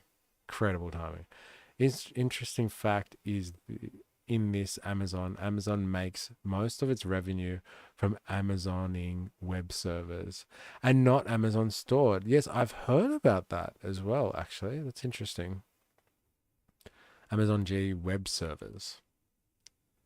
And now Big Brother just slapped a 34% tariff on Apple in the United States. How ironic. That is ironic. Like in the United States? Or like Apple products that are coming across like from China or something like that. To get Apple to start, reindustrializing on American turf. And adding fancy speech to the commercials to bring back old stuff sound like an update. Or at least haven't been able to monetize compared to Google and Facebook. How many tech companies are actually making money out of big data? Not many. Most are still in the growth stage, not making money. And I think that's an important point that Yanis Varoufakis likes to make, Squeeb. That like surveillance capitalism or techno-feudalism as he calls it, is not particularly profitable, at least like in the initial years and stuff like that, or its initial phases, and it doesn't get its profit from traditional capitalist technologies or traditional capitalist avenues, but like feeds off like government. Central banks printing money, all that sort of stuff, shares in stock markets and buying back their own shares and et cetera, et cetera. And so like we've moved out of capitalism in his opinion because of that. Interesting topic. See, view count has also followed you back up. Yeah, yeah, it has started to go. I don't know what happened in the middle of this session, but we kind of got cut out a little bit. Look up iPhone 16 presentation translated into what they really mean. Like what? Like just Google that. iPhone 16 presentation translated into what they really mean. Semi-government owned business, TikTok. Wow. Anything like massively, like a massive entity like that coming out of China would have to be a state-owned enterprise for sure. I don't think the Chinese on YouTube. It's really funny. Look up iPhone 16 presentation translated into what they really mean. No, I'll just put that into YouTube then. I'm always up for a laugh, especially on a Friday. Friday.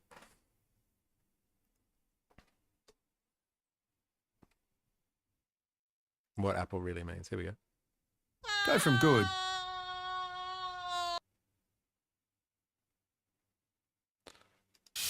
Boo. Fuck off day. Yeah. Poets Day. iPhone 16 Apple's iPhone 16 presentation translated. Now let's talk about iPhone. Our cash machine. iPhone 16 now has the customizable action button. We took away buttons, now we brought it back so that it will feel new because we have nothing new. iPhone 16 also has a new ultra-wide camera. The new camera looks like the old iPhone camera from years ago, but it is wide on the inside. Together with white and black, they create a bold new palette. You are Delulu if you think there is something new about black and white color. The new ultra-wide camera, the new camera design. We have to say it is new multiple times, otherwise your brain will remember it is the old design. iPhone 16 Pro has a new 48 megapixel fusion camera. Please believe us, the camera is new. How many times do we have to tell you it is new? Apple Intelligence is AI. Apple Intelligence is the personal intelligence system at the heart of the iPhone 16 lineup. It's ChatGPT in iPhone. With the ability to understand and create language, as well as images, and take action on your behalf. All of this is not available in the iPhone 16 yet, but trust me, bro, it is coming. Buy the phone. Private Cloud Compute. Private Cloud Compute maintains the privacy and security of your iPhone. But it is not private to the FBI and Xi Jinping. Your data is never stored or shared with Apple. But, wait for it. It's used only to fulfill your requests. So if you request we store it, we'll store it. But you always request we store it, so we will store it in advance for you. Apple Intelligence will be available as a free software update. Our AI is free for people who pay for iPhone. With cleanup coming with Apple Intelligence, you can easily remove distracting objects in photos, even their reflections. It's just Photoshop from 10 years ago. Yeah. Let's talk about our Pro models. They're even larger at 6.3 inches on iPhone 16 Pro and 6.9 inches. Like the Samsung S20 Ultra from 4 years ago, eh? New rich colors. Ultramarine. It's just regular colors, but we say rich for marketing purpose so that you will feel rich when you are buying it. The camera control provides instant, easy access to the camera with just a click. Like some old Androids. It has a new quad-pixel sensor for high-resolution shots with autofocus. Yeah, autofocus that you thought you had. You did not have it. It is new. Delivering our highest resolution and frame rate yet for incredible slow-mo. This will make more people buy extra iCloud. More immersive experience when listening with AirPods or watching your spatial videos on Apple Vision Pro. Please use the Vision Pro, please, we beg you. They start at just $9.99 for iPhones. Like they've really, I don't know, they've hit a wall, all these companies with like VR technology and stuff like that. It's just, people don't want it. They haven't figured this one out. As much as they develop these technologies and want to push it on the consumer, they haven't been able to manufacture consumer desire yet to get people out in mass just to do it. Like, please buy this. Like, it's true. Like, People just don't want this shitty technology yet. It's not there. 16 Pro, and $11.99 for iPhone 16 Pro Max. But come on, you don't want that one. You need extra storage. Give us more money. Another ad. Seriously.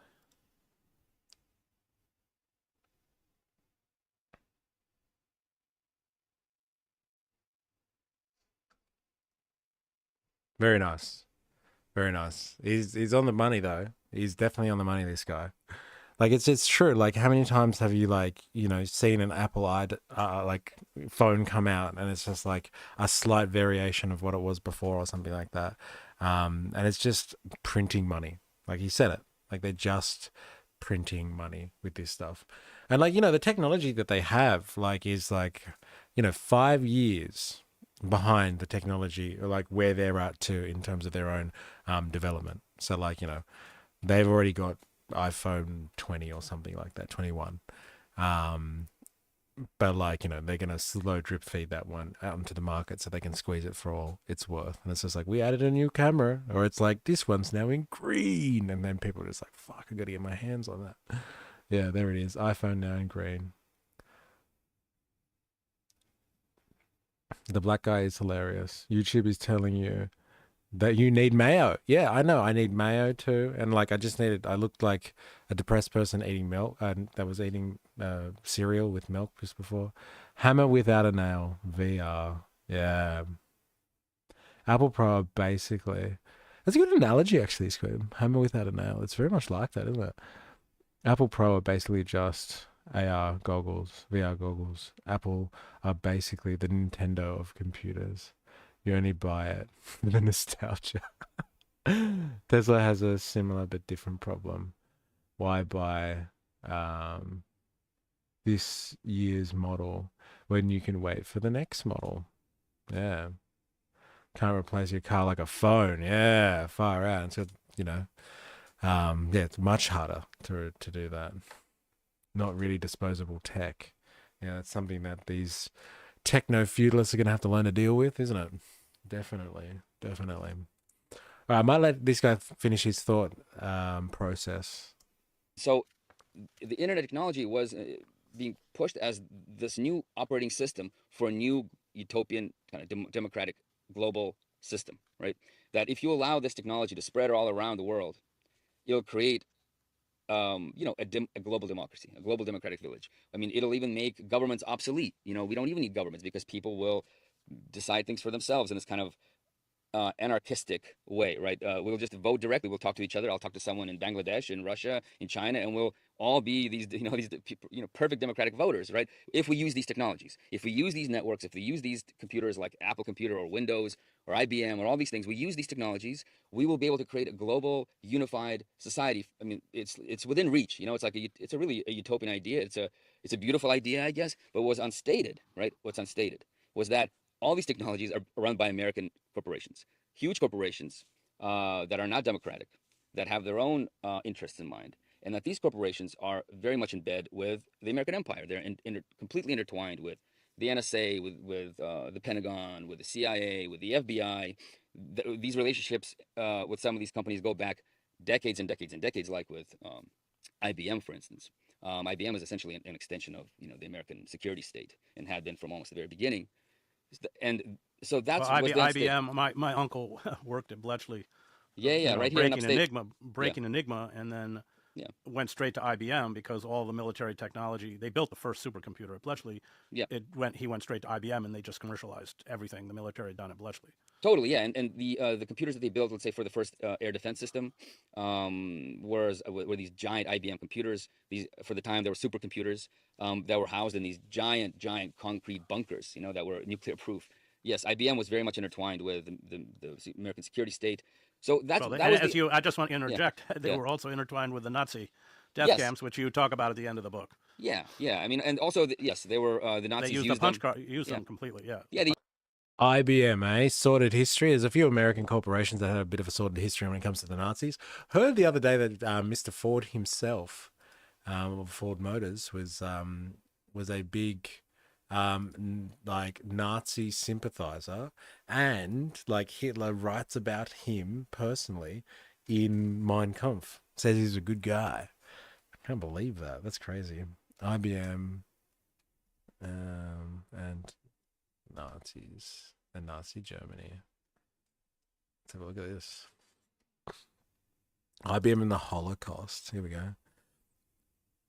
IBM and the Holocaust, the strategic alliance between Nazi Germany and America's most powerful corporation, is a book by investigative journalist and historian Edwin Black, which documents the strategic technology services rendered by US-based multinational corporation International Business Machines and its German and other European subsidiaries for the government of Adolf Hitler from the beginning of the Third Reich through the last day of the regime at the end of World War II, when the US and Germany were at war with each other.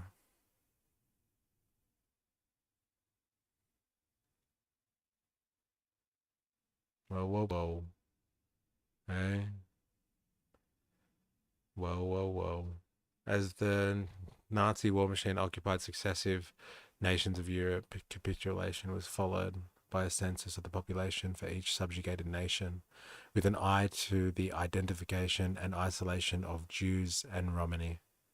These census operations were immediately intertwined with technology and cards supplied by IBM's German and new Polish subsidiaries, which were awarded specific sale territories in Poland by the decision of the New York office following Germany's successful Blitzkrieg invasion. Data generated by means of counting and alphabetization equipment supplied by IBM through its German and other national subsidiaries was instrumental in its efforts of the German government to concentrate and ultimately destroy ethnic Jewish populations across Europe.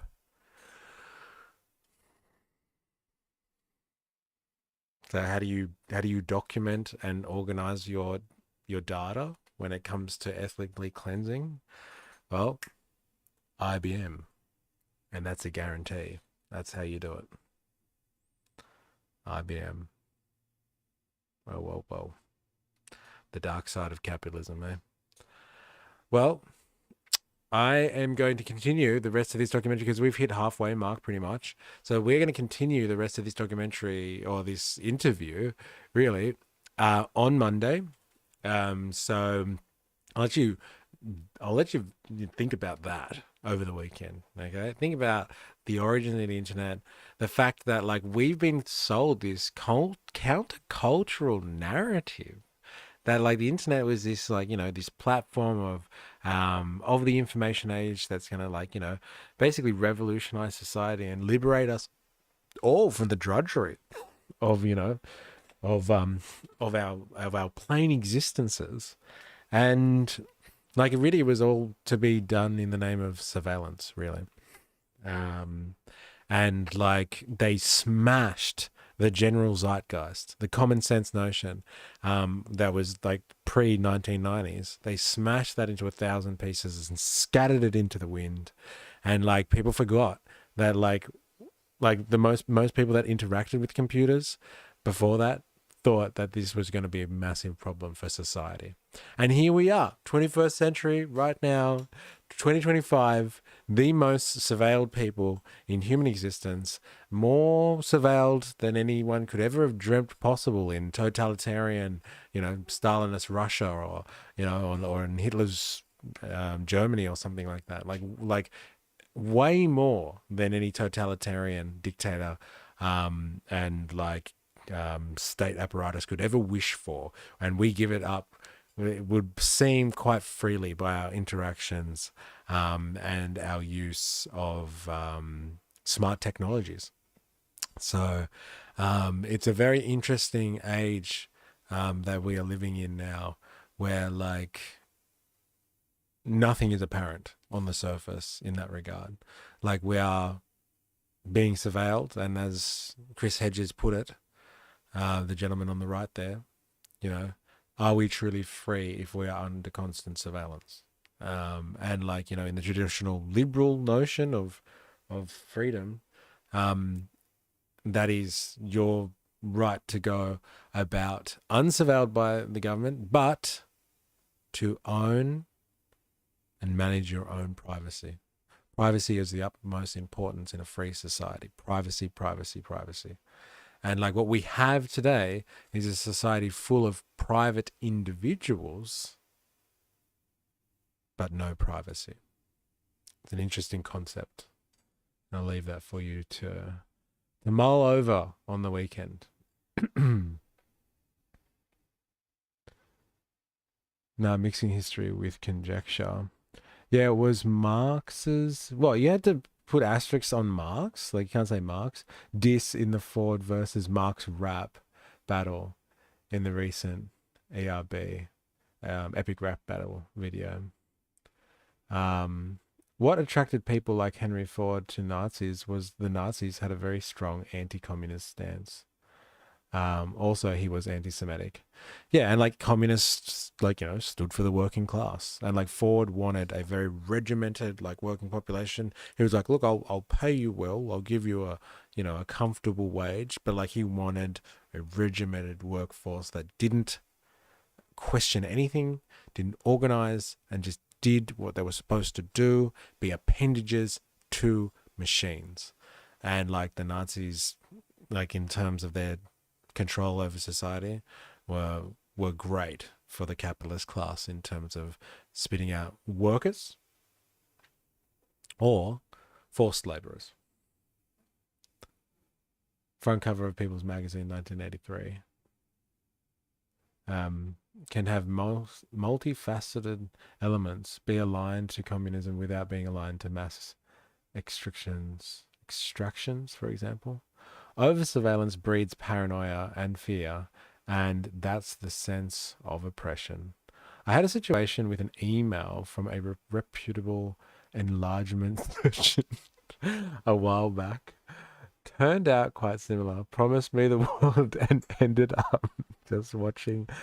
Had popped right in at the end to make an unsolicited doodle joke, and it's highly appreciated.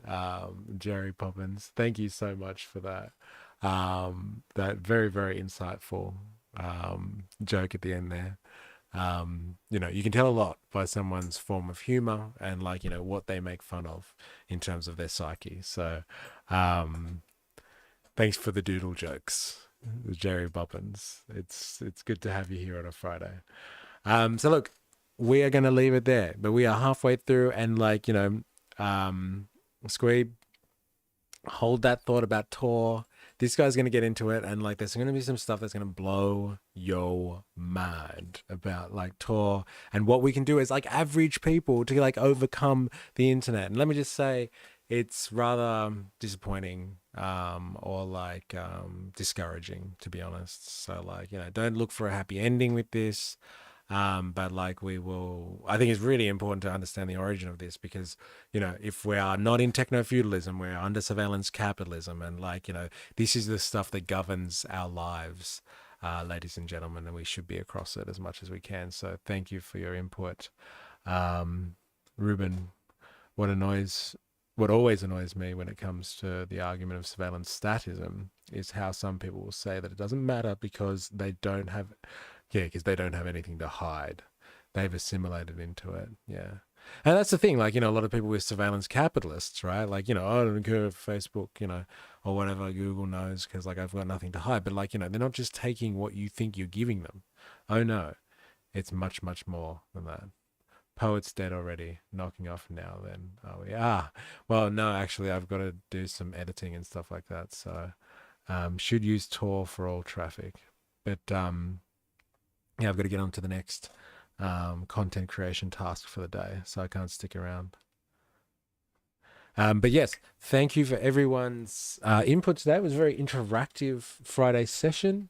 So let's just go through. Got some big thanks for you, Squeeb, kicking us off. 4AS, as always, Ollie Atlas, Kylie Wyoti, good to have you for the first time. Very nice. Jerry Boppins, Ollie Atlas, the Muffin Man's come back for some more. And who else have we got here? David, of course, good to have you. It's been a while. Ruben, good to have you as well. Jeriga, it's good to have you. It's nice to see all of you here for a Friday stream. And I will leave it again just in case you're wondering, go and join up for the Discord. It would be good if you could do that. Let me just get the invite. Like, if you're interested in, like, yeah, these type of conversations and like how we share propaganda. I'm not a Discord person myself, but like, you know, I've given it a crack and like I'm getting used to it. I'm getting used to it. So don't be shy. Oh, that's not what I wanted. Why won't it copy this? Oh, why won't it copy? Bastard. All right, well, don't worry about that one. I'm going to have to try that again.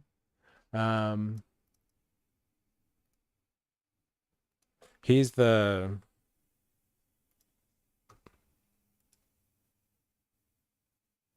I'm glad I tagged along for a while. Yes, it's been an interesting stream. This is a very interesting topic, and I'm glad you came around. So if you can go over to Patreon, join up for free so I can get notifications to you. I can't get notifications to you through social media. It picks and it chooses like who gets notifications. So if you want notifications, please go over to Patreon, become a member for free.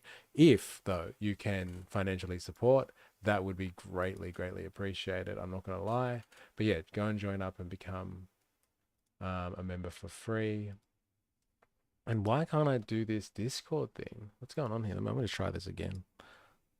Ah, no. What? Damn it. That's really annoying. Has anyone else got the Discord link? Because I can't drop it for some reason. I'm going to try one more time. Copy. Yes. Good. Discord. Here we go. One last try. Let's see if this works. Oh, no, I can't drop the Discord link. I think that was an invitation that I had put in earlier. So please go over to Discord if you're interested to keep up the conversation over there. It's a good chat. It's fun. But yes, thank you everyone for joining. It's been an absolute pleasure. For all of you, working people, enjoy your weekend. You